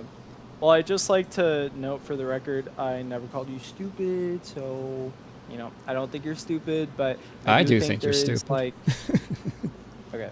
Well, I don't think you're stupid. I don't think I'm stupid. I think we're trying to. Is it ethically wrong to call someone stupid? No, Okay, look, no, it's- like a lot of people like Well, a lot of actually, people. A lot yeah, of it kind people is like take it as an wrong insult. because I'm trying Okay, to whatever. defend this view in good faith. Well, And no. Like I don't think you understand what stupidity is. Stupidity isn't just an insult. Stupidity is it's a description and But it is an an insult by evaluation. your No, own it's not. admission. No, it isn't. Okay. Look, Well, you said it isn't just an insult, Well, implying yeah. it Oh is my an insult, God, but it bro. goes above and beyond that. Yeah, so- and being retarded is not just an insult either. There are people who are in fact retarded, and do you like go around insulting them? It's like, shut up, retard. Like what? Like they're retarded. Okay, so anyway, are there any substantive objections to global relativism? We've given them a like shit show of the fact that nonsense? you are incapable of understanding the rebuttals is What objection have I not precisely responded to thus far? the fact that you have failed to understand the rebuttals just shows that you're stupid. What are we supposed to do about that? What? Okay, yeah. What rebuttal have I not? We've been understood and not talking the responded equivalent to? of calculus while you're trying to talk about arithmetic. So if And you're you don't just understand gonna calculus, keep- you only want you're just gonna arithmetic, keep and then you monologuing, pretend. Yeah, I'll all right, assume man. There is no objection. Yeah, you're retarded. We've had enough of you. Like, Oh, wow. what more can we do? Swan got put down by the deadly viewer. I don't like that for what that's worth. I think like you guys were kind of abusing him quite a bit, and he didn't return the. I think that you guys shouldn't do that. We had to abuse him. He's a fucking animal. No, I agree. I agree. got He mad. was look, he wasn't being insulting, but there is a fact that there are some people who are just plain stupid, dude. Like, what are we supposed to do? Just pretend that they're not stupid? Like coddle them and say, yeah, you're a genius. You're smart like all of us. I'm sorry, man. Yep. It's like kids. Whatever. It's like kids. One of the things that I don't like is that a lot of adults don't want to tell kids, you just don't know what this is. Just shut up, leave it alone, wait until you grow up. Because not every kid can understand the whole situation, and you don't have to sit around wasting your time to explain something they're not going to get. I actually don't agree with that at all. I've seen it, man. I've seen it. I've seen people waste hours of their time trying to explain very advanced Well, we things to their just saw kids. it. We just saw it, yeah, but this person is an adult. I think it's different with children. No, I mean with children. I knew a couple who had kids, and the kids would ask why. And the Yeah, they parents do that. and the parents would legit try to answer everything, not understanding that the kid actually has no interest and no understanding of like the answers. They just like seeing the parents be dominated by this question. That's this magical power they have over their parents to just exasperate the fuck out of them. But the parents are What was the stupid. question? Why? Because they want attention. They want Well, yeah, but the attention. parents It's are probably stupid. bad- It's probably bad parenting because the parents It is are bad not giving them parenting. attention in other cases. But I don't think that I agree with you in only the sense that it is important to take children seriously and sometimes treat them as adults. Obviously, they're children, but I just mean that in the sense that like too much, but I'll be honest. what? Can I challenge? Can I challenge Cardiff here to actually engage with AW on the I don't want topic to of talk milk? to you after you've been rambling. Not me, bro. Not me, bro. Not me, bro. Not me, bro. I challenge you to debate I'm AW turning you down, tomorrow. Tree Mike. I respect you. That's why I'm turning you down, okay? Because I respect. The fuck? You down. AW, you wanna? Man. AW, why don't you engage Cardiff on moral realism, like, and actually have a non-meme, like, substantive debate? I'd be interested to see that. He came in earlier. Like, we just had a fucking shit show. You already got killed by Antonio. You already took you down. That's why I became his little slave. What the fuck? Dialectical slave. Hey, are you a Shut clanker? that shit up, Pseudo. Yeah, Pseudo, are you a clanker or something? Is that your third eye on your forehead? Is that the clanker third eye? Do you see in the cyberspace dimension?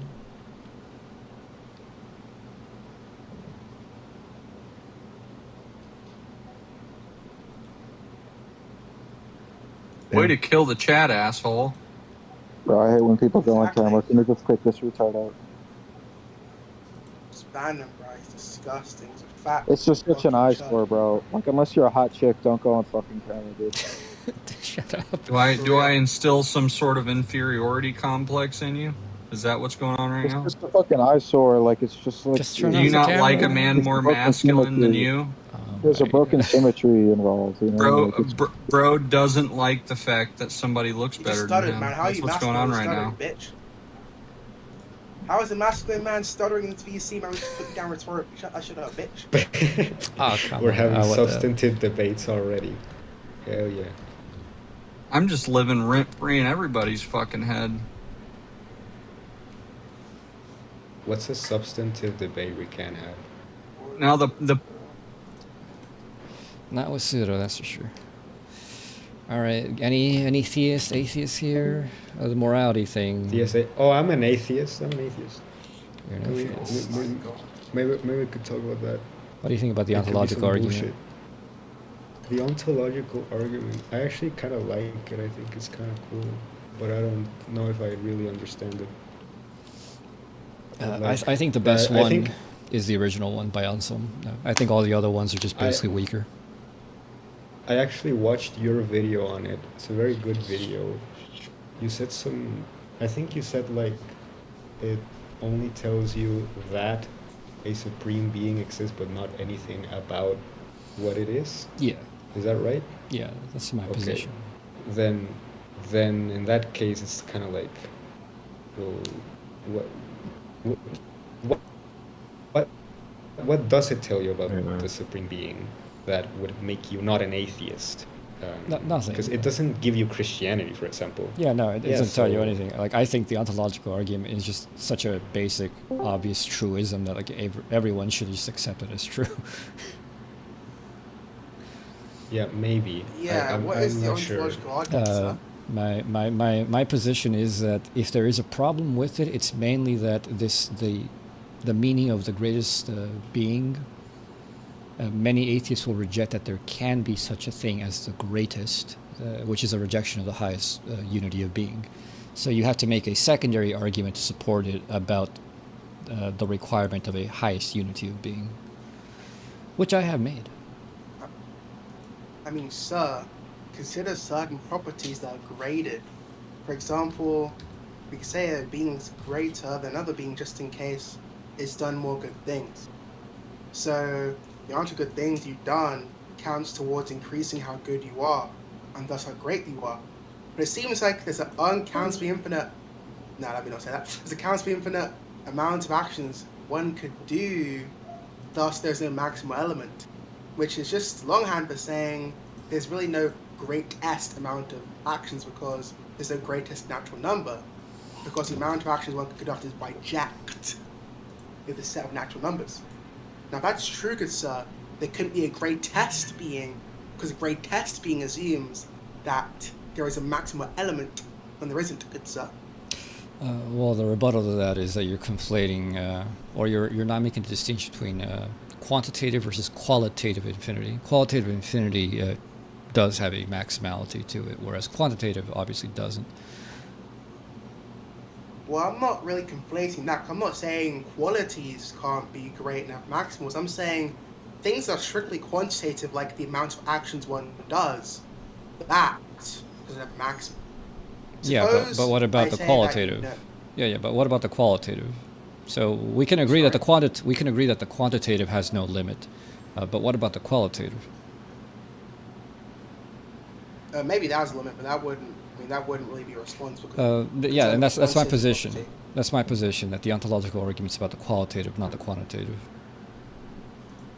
But if certain quantitative properties are required for a being to be greater, that's just to imply that the being can be the greatest, then you don't think it has these quantitative properties. No, there would be no requirement, because the quantities can never be exhausted, and the quantities are within the bound of the qualitative. So long as you can exhaust the qualitative, you're fine.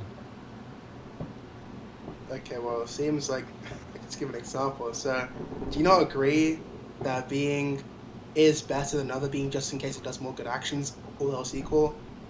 No. So the quality of action, the quality of action would matter. So certain actions are qualitatively infinitely greater than certain other qualities. So making an infinite, no, it isn't. So if you make an infinite set of actions, well, that doesn't matter, because you have to specify what exactly is exactly is the equality. So, given that there is, I'd say that doesn't really matter, because you have to tell me exactly what is the equality. You can't say just all else equal. Just what is the equality you're talking about? Numeric. Numeric as to what? Numeric what ends to? Numeric as to what? As in the two operands have a trans-symmetric reflexive relation.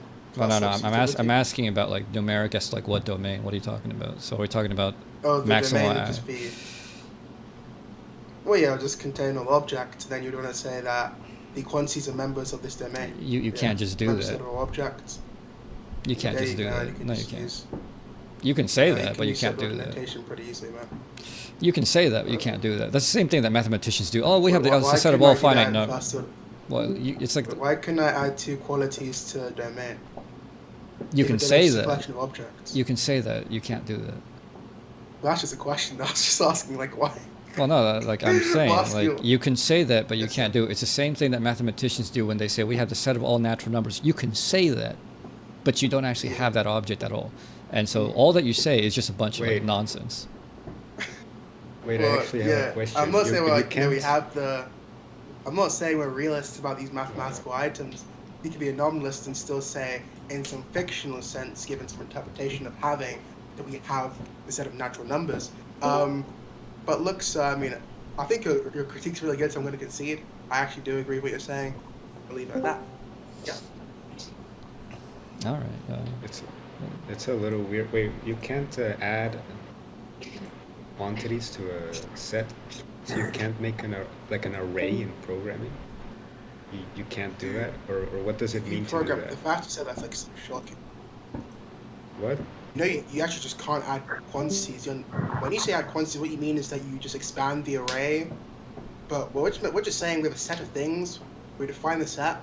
You set by notation. You just couldn't add things afterwards if they're not already members. There's obviously a difference between adding and adding to the list, which is just the same as defining the set, and adding it after the fact. Can we get the slides going, like the dodge slide? Yeah, I got the ontological argument slides right here. Man and I go to Princeton to study Hegelian physics, bro. So I'm streaming here on like an argument I have to supplement the ontological argument, precisely about like this maximal being. Oh my god, this is why you're my king, bro. I actually topped it, bro. I actually respect you. Can you add me back, Antonio Wolf? I actually respect you, bro. Oh my lord. Don't add him back, AW. He's a troll. What? Whatever, me and man. AW bonded, bro. We just put someone down. No, we didn't. All right. Well, you know the classical order. These are just Anselm's ontological arguments, so you already know that. So I mean, like, greatness is just a reality or positive quality. Like another way you can say it's dimensionality. So just like when you talk about mathematical dimensions, first dimension, second dimension, third, fourth, fifth. You're adding more degrees by which a thing can relate, which in moving in one dimension doesn't necessarily affect the other dimensions. So moving in within one quality or determining within one quality does not necessarily change other qualities which are also other dimensions or other qualities beside it. Important point there is that this allows for, obviously the argument requires that you have a degree of being, which atheists today generally don't agree, mainly because analytics don't agree with it. There are reasons for that, but I don't think they're very good. And I think this is a pretty intuitive thing that the average person actually does believe, though they are not aware that they believe this about degrees of being. And once you look at things, like, it's a very intuitive thing, right? You know, an apple is more of an apple than a sculpted apple, which is more of an apple than a painted apple, or a photographed apple, which is more an apple than just, you know, the outline of an apple. All these other things, but they're all apples. They all partake in, you know, apple, more or less.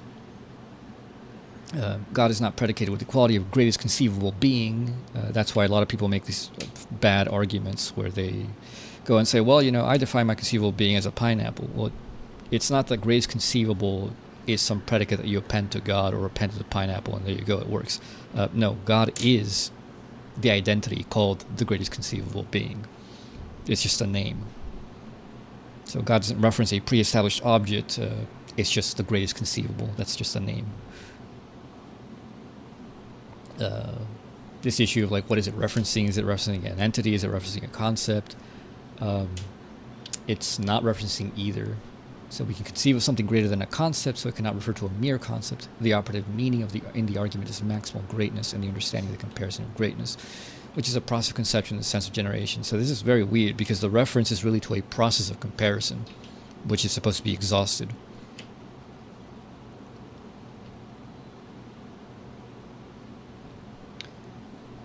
So forget the problems. So whatever God is the maximal reality. The only avenue for questioning is to question whether maximal reality can in fact be understood. So this is what the ontological argument does not establish. It doesn't establish anything but the comparison of greatness exhausting itself to that than which nothing greater can be conceived. However, can we in fact establish that what we arrive at is the greatest conceivable as such, rather than the merely conceivable for me? So if reality is understood merely as quantitative, what is to say that the greatness cannot be accrued with no inherent limit, just as numbers do? There is no final number, and so no greatest number. So the quantitative measures of things may be determinate as to lower and upper bounds, but the qualitative measure is not indeterminate. The qualitative maximum cannot be built up to in a positive formal deduction, but can be concluded as a necessity in a negative deduction. This maximum must contain or unify all finite realities. So here's the argument. So premise 1. Assume there are only singular unities, but no global unity. Think, like atomism. There are just independent atoms, whatever they are. So two singular unities are neither positively nor negatively referring to other singulars. They're completely, absolutely independent. It's kind of like Leibniz monads. So each singular unity must be absolute, that is, a universe unto itself, a reality unto itself. But 4, if each individual universe is not any of the other universes, there must be a higher domain which enables, generates, and maintains their distinction. 5, there is a distinction of singular unities because they're not each other. So conclusion, there is a global unity between individuals in order to make their distinction as individuals possible. Were there no such unities would not be possible, since distinction would not arise, and they would be nothing. This global unity is the highest or maximal reality. Because all realities are some kind of unity, some kind of being. So there is a highest being by necessity, which contains all determinate beings, all particular beings, and it would be the universal domain of being. Which is kind of, well, that's what God is conceived as in theology. There's another argument. So maximal unity precedes plurality. So there can be nothing in a consequence that is not in its antecedent. So example, from points we cannot construct lines, from lines planes, and from planes volumes. For lines, planes, volumes on their own dimensions build up to no new dimensions. So you can't stack lines and get 2 dimensions because they're just one-dimensional. You can't stack planes and get a volume because they're just flat. They have no depth, so you can't get depth out of just flat things. So point B, the arising of dimensionality is a carving up of kinds of things within the maximal reality, just as a point is a carving up of a line a carving up of a plane, and a plane a carving up of a volume. Yeah, AW, did you hear that filthy atheist try to pipe up? Yeah. I mean, I think this guy Unlimited has an objection. Oh, I'm not even sure if he does, but I know the guy called Negation Emply does actually. I'm pretty sure he mentioned it recently. Oh, let me finish this and we can Remember talk this, about it. the Cardiff guy, I just texted me, said it's all gibberish. So anyway, so premise 2, to doubt that there is a maximal reality is to consider reality an open process of bottom-up ontological construction. That is, that new dimensions of reality arise through a continuous arrangement of lower realities. Conclusion, premise 2 is incoherent by the principle of 1. The maximal reality must precede the finite realities found in order for them to exist and be intelligible. So emergence is just nonsense. So either these are two negative ways to conclude that there's a maximal unity, a highest generality of being. Would you mind going back to the previous slide for one moment, please? This one? One before that?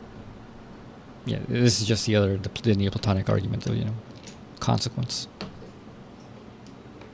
Yeah, got you. Thank you. Move on now. So anyways, yeah.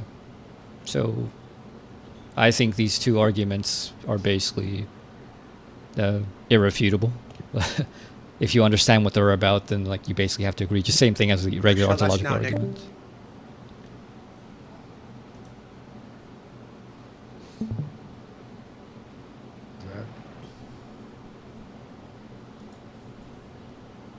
Oh.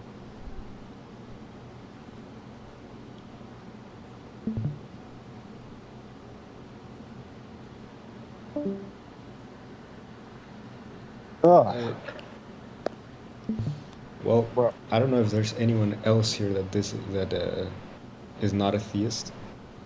So I'm just gonna I don't really fully understand. That was a very quick explanation. I've heard it before. I more or less remember it. It's but I think more importantly, you said it doesn't give you a reason to be an atheist, to not be an atheist, rather.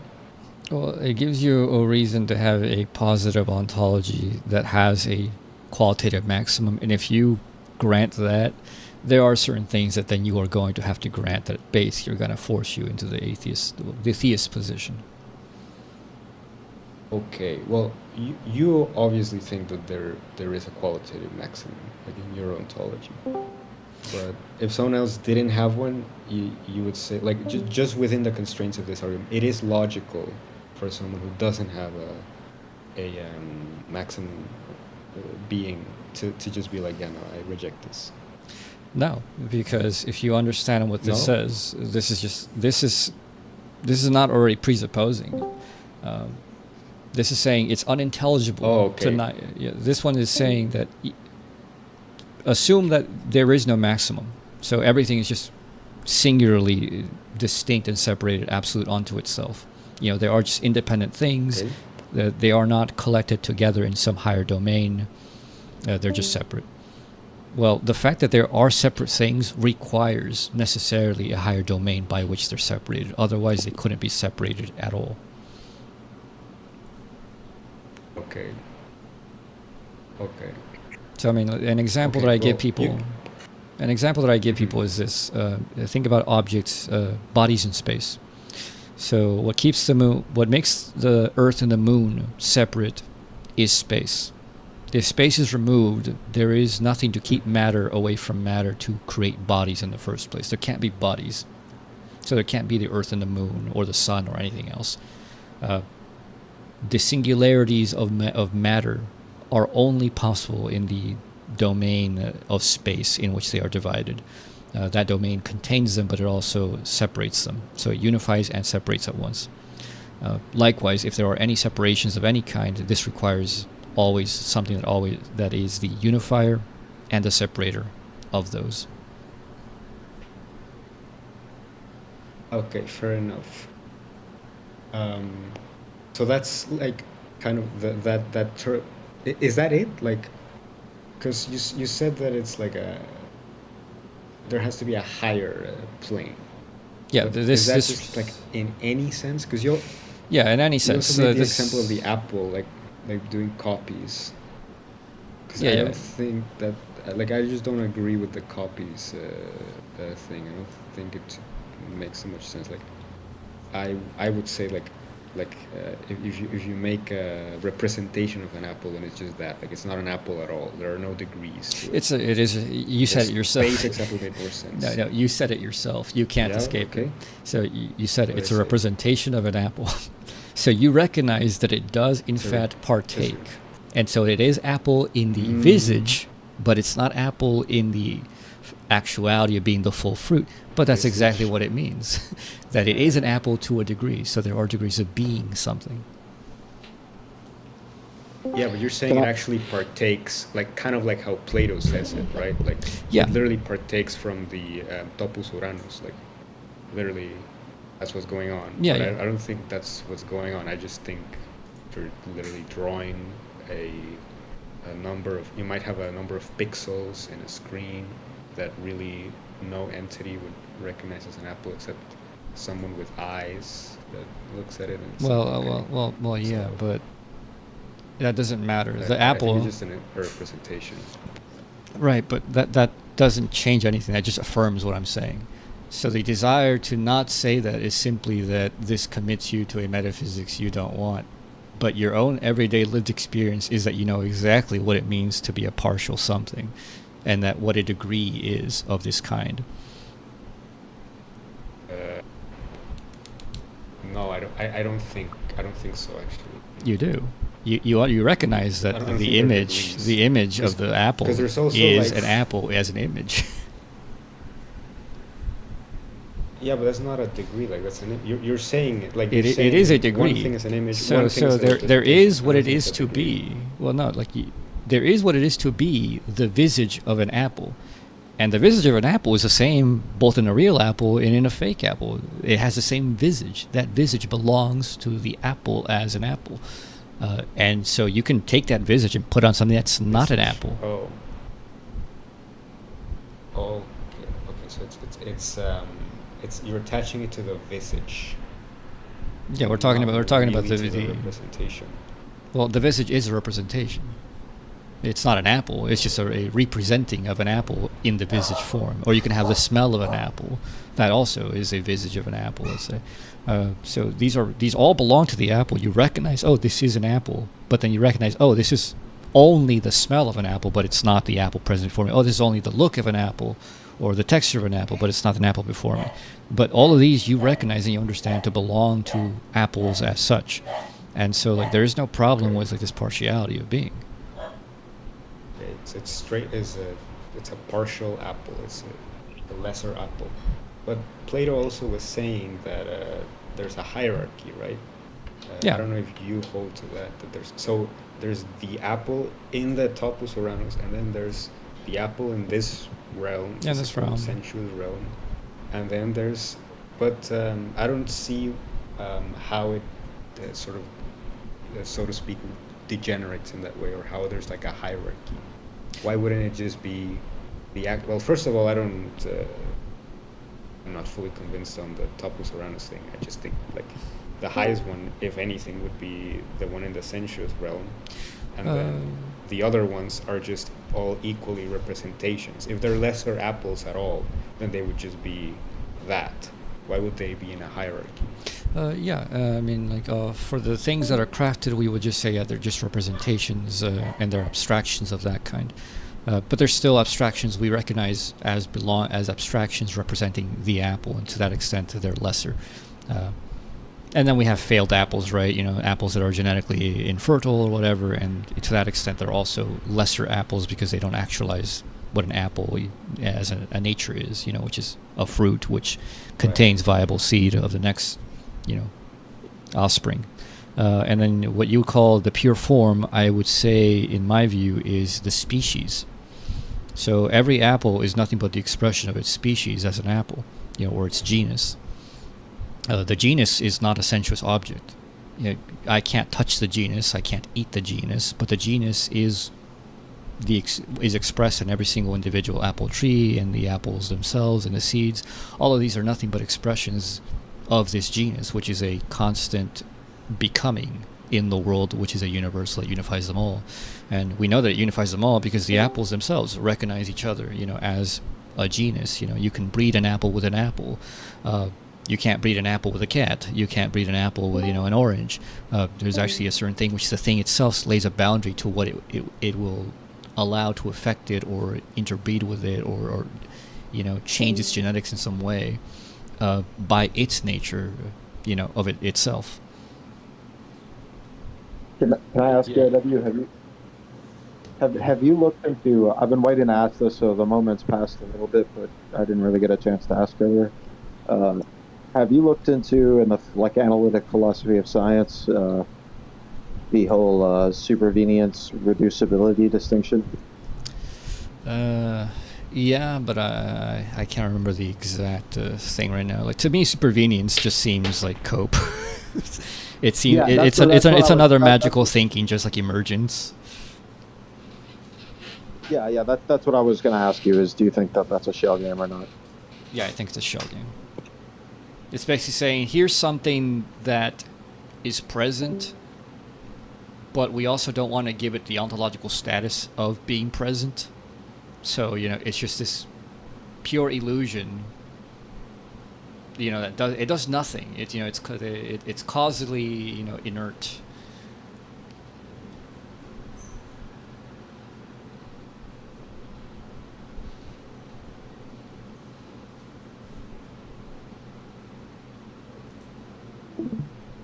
Yeah. Okay.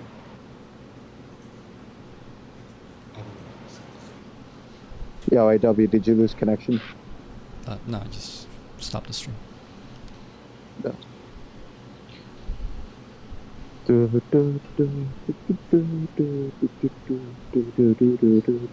Baked Alaska. Baked Alaska, bring back your old PFP, bro. I haven't seen you in a while, man. Things are relic. Yeah, what's up, bro? Oh, man. But anyways, let me just finish something. So, Bhaktusa, so once you accept that there is a maximal reality, then you have to accept that that reality is reflexive, so it has to act upon itself, relate itself to itself, which leads to a necessary consequence that now reality has to be...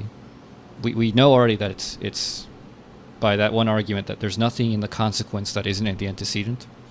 By that, we know we're agents, so we know that the universe is a process that's acting to, and it has to act upon what itself. So it has to be a subject. It's obviously not a human subject. It's not a representational subject, not a consciousness in the way that we think.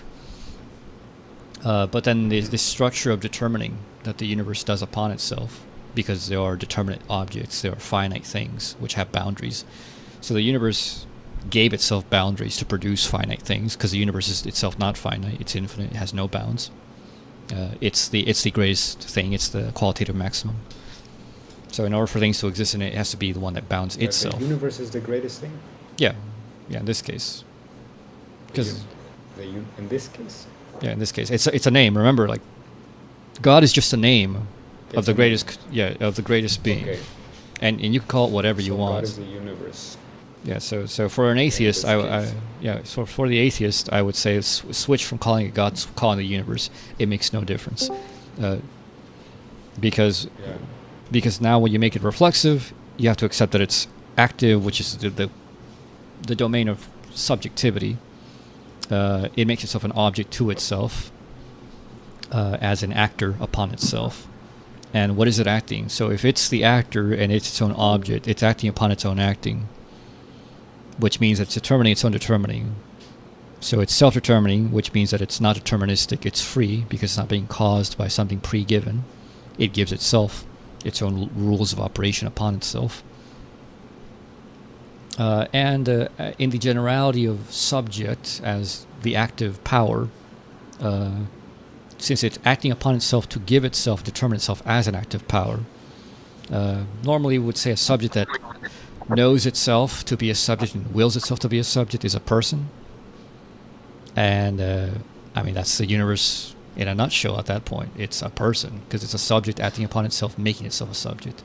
Because it's not, if it's just a subject, it would be brute, and that doesn't make any sense, because it's the greatest possible being. It's the source of everything, including in everything that it is qualitatively. Because if you said it's not the source, it's just a brute thing, then it would be given by something else. And that's just not possible. So at the Got moment, another question. Yeah. Like bruteness is that it's not given, or that it's just that it just is. Just appear like a brute fact. Yeah, right? just a brute fact that it just is. But the implication there is that it's not given by itself. That it's not self-reflexive. But wait, what does it have to do with it being or not being a person? Like because it's a subject. So it's we are persons. We are active, and we see the world actively. So the universe is the one that's acting upon all things. So since the universe also relates upon itself, it has to act upon itself. And what is it? It itself is pure activity. So it's acting upon its own activity. So it's a subject subjecting its own subjectivity. Yeah, basically a person by an analogical definition. Okay, that I understand more, but I think you were implying maybe that a brute subject wouldn't be a person. No, it wouldn't. Well, the reason why is because a brute subject would just be a subjectivity that's acting upon other things, but it would not thereby be acting upon itself. So people always act upon themselves, and that's what makes them people? Insofar as we are self-conscious and make ourselves a subject, yes, we are persons. If we don't do that, then we're not a person at all. Like we're more of an animal, you know. And an animal is a subject that acts upon other things, but it doesn't act upon itself to make itself a subject. Interesting. Can I ask another question? That was a question. It doesn't act into. Wait, hold on. That doesn't. Wouldn't like this depends on what you mean by acting. Wouldn't like mitosis or something be like a form of acting upon yourself? Mitosis? So like, wouldn't a cell be like probably not a subject, but at least a thing that acts upon itself, and therefore probably animals, you know, like because the cell divides itself in mitosis. Not on the level of subjectivity. So it's acting upon its own body to do that, but it's not acting upon its own subjectivity. Subjectivity has to be like what, with a mind? Like it would be the pure process of activity itself. So yeah, like at minimal, it would be a mind. Pure. Yeah, pure the pure process of activity. Yeah, the pure process of activity. So it's impure. So the cell is impure, or what? No. So the cell is a subject, but it's not acting upon its own activity as a subject. Yeah, it's a subject, but it's not a person. It's acting upon its body, but it's not acting upon its own process of subjectivity as So you're subjectivity. saying that only science and cells can be worked on by people that you deem pure? God, bro. No, we're not talking about that. I think that's like trolling. Like, okay. Oh, this guy came back. Can I ask AW? I thought of another really interesting. I'm asking this now. I know this doesn't really strictly have to do with what you guys were talking about, but I'm just going to ask because I'm about to go to bed. I thought of another interesting, absolute concept, possibility. When I say absolute concept, I don't mean like in the logical sense. I literally mean a concept like acting self-referentially. So I'll just spit it out. What is the? Sorry, fucking hell! I got logged out. 1 second. What is the necessity of necessity?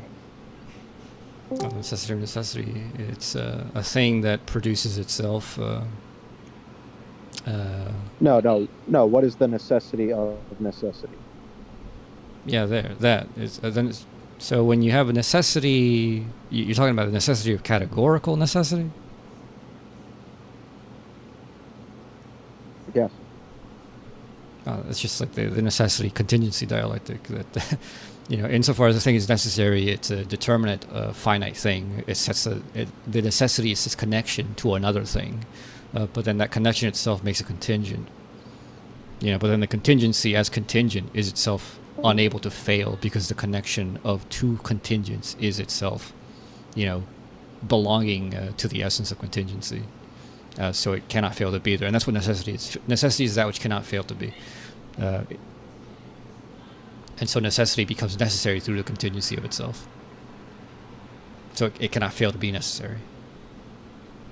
So, the necessity of necessity is contingency.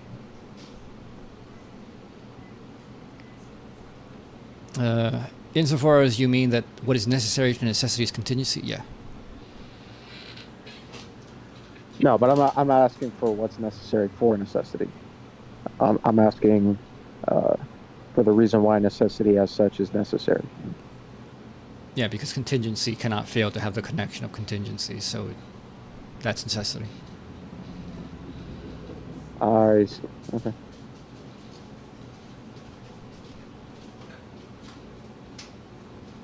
I'm sure that sounds like a bunch of like mumbo jumbo to everybody else.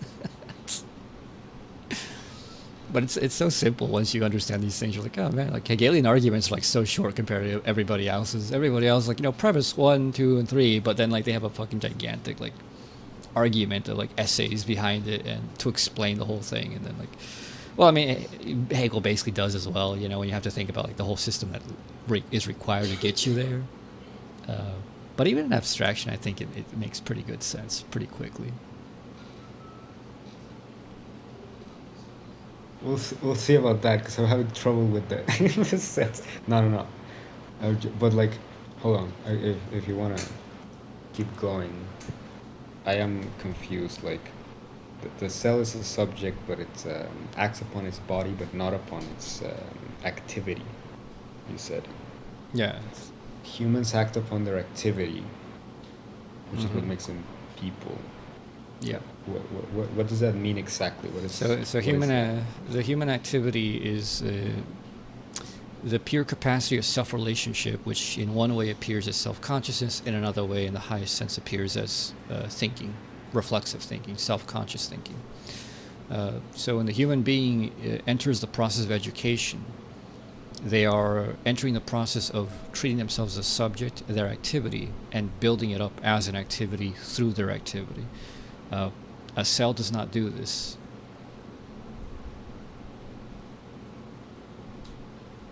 Okay. Learning is an example of that? Yeah. You're acting upon your activity? Yeah, because you as a subject are pure activity, and learning is shaping you as activity itself. When a cell is like engaging in reproduction through mitosis or these other things, what it's doing is it's engaging the powers of the body through its activity, but it's not engaging its own activity individually.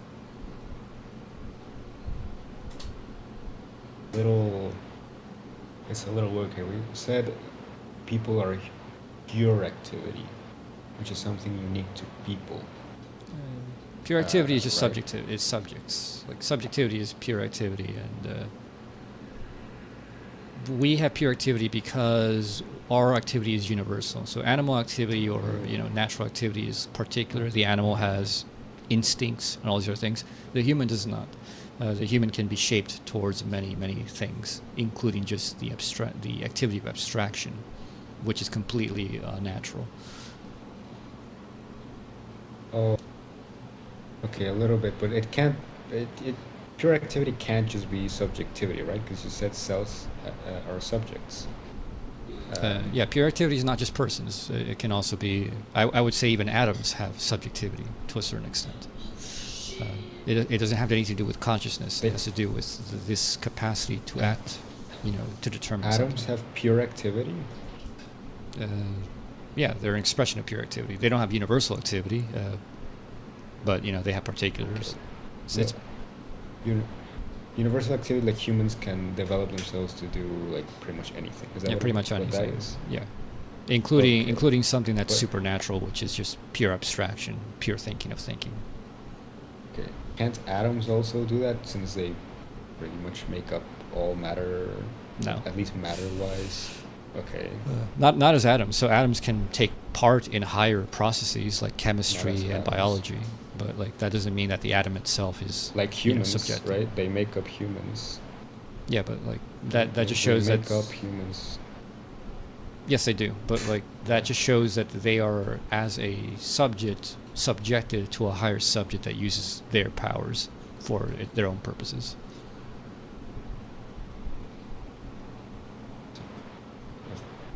Okay, it's like a phoneme in a word and so on. But Or it's like like letters in the alphabet, right? Like the letters allow you to make Yeah, I words, understand. but like they're not words themselves. Yeah, I know, but you know,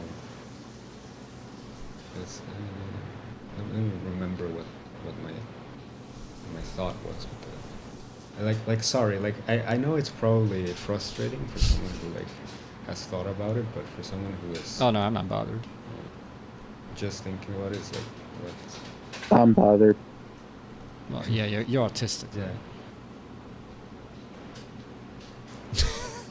Okay.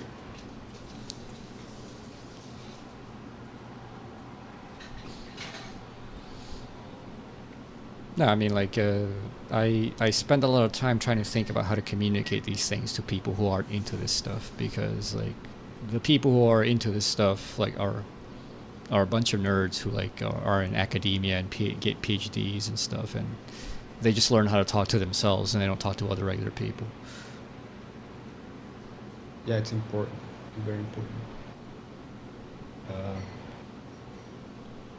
There is just like, right. yeah. Mm-hmm. Were you gonna say something? Sure. Forget it. Okay.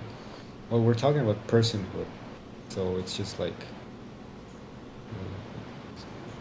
it's something that we have, but it's not just pure activity, because like, wait, how did you define pure activity? Like acting upon your own activity. That's not something that atoms do. Well, no. Like pure activity is just this capacity to act in general. Personhood is particularly, and that's your subjectivity. So personhood is activity that acts upon itself as activity, which is what personhood involves: a subject that acts upon itself to become a subject, to make itself subject. So it gives itself subjectivity. It isn't just brutally a subject. I think I'm getting tripped up because you're using like speculative things, which is like this is this and this is this is this is this, and my brain likes when something is just like one thing, but okay, so like so far we've talked about personhood being activity upon your own activity, and also making yourself a subject, which those two I understand are the same thing, because it's like a speculative bullshit, right? And that's something that just animals and cells do not have. But I still think that we might, I don't know if you're listening, I still think I'll just nothing else to get my thoughts in order. I still think that there might be like, okay, that might be helpful. All right, let me pull these up. I still suspect that there might be like something like a presupposition of like a mind, or like specifically a human mind here. Because I'm not. Well, there is a mind. I'm not convinced that like an animal. Here, like I'm not convinced that an animal can't reproduce its own subjectivity, so to speak, or reproduce its own activity. Yeah, it's not about reproduction of that kind. So it's about making itself might just be what animal it is. activity. So hold on, let me. Making itself what it is. So here's what I mean by these. So objectivity, like I actually, these were kind of taken from like the everyday sense that part of the everyday sense that we mean them, and then part of what Hegel means. So objectivity is to be independent, self-determining, self-sustaining, and self-generating. This has nothing to do with minds. This has nothing to do with independence from minds. It's just independence, period. Absolutely. You know, a thing is objective to the extent that it's independent. Things can be more or less objective. You know, and the reason we know they're objective is because they will resist whatever you want to do with them. To the extent that they're objective, to that extent they can resist us. Wait, hold on, sorry. So this independence is relative to a particular, to some sense, or like absolute independence. It's absolute independence of anything. 'cause of that anything. Okay, wait. So like, hold on. Any object. If you say like a pencil, is that absolutely independent in this sense? No. Is it objective? It's not objective. Yeah, it is It's objective to a subjective. degree. Yeah, let's say a pencil is less objective than a bean plant. It's less objective than a bacterium, and it's less objective than an atom. Because at least an atom is a process that has brought itself together through the powers of matter on its own. A pencil can't bring itself together without the human being bringing it together. So the objectivity of a pencil is entirely in its material substance. It's not objective as a pencil. So the wood is objective. The atoms of the wood are objective. The materiality of it is objective. But beyond that, the pencil has no objectivity as a pencil. Okay. Okay, but you're not talking about different senses of objective. Like for example, the pencil is independent in the sense that it can't. It hadn't been made itself, but it might be independent in some other sense. Like no, that's not what.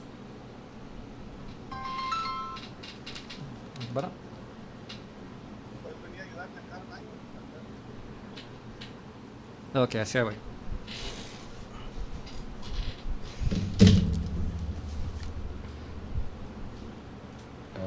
All right.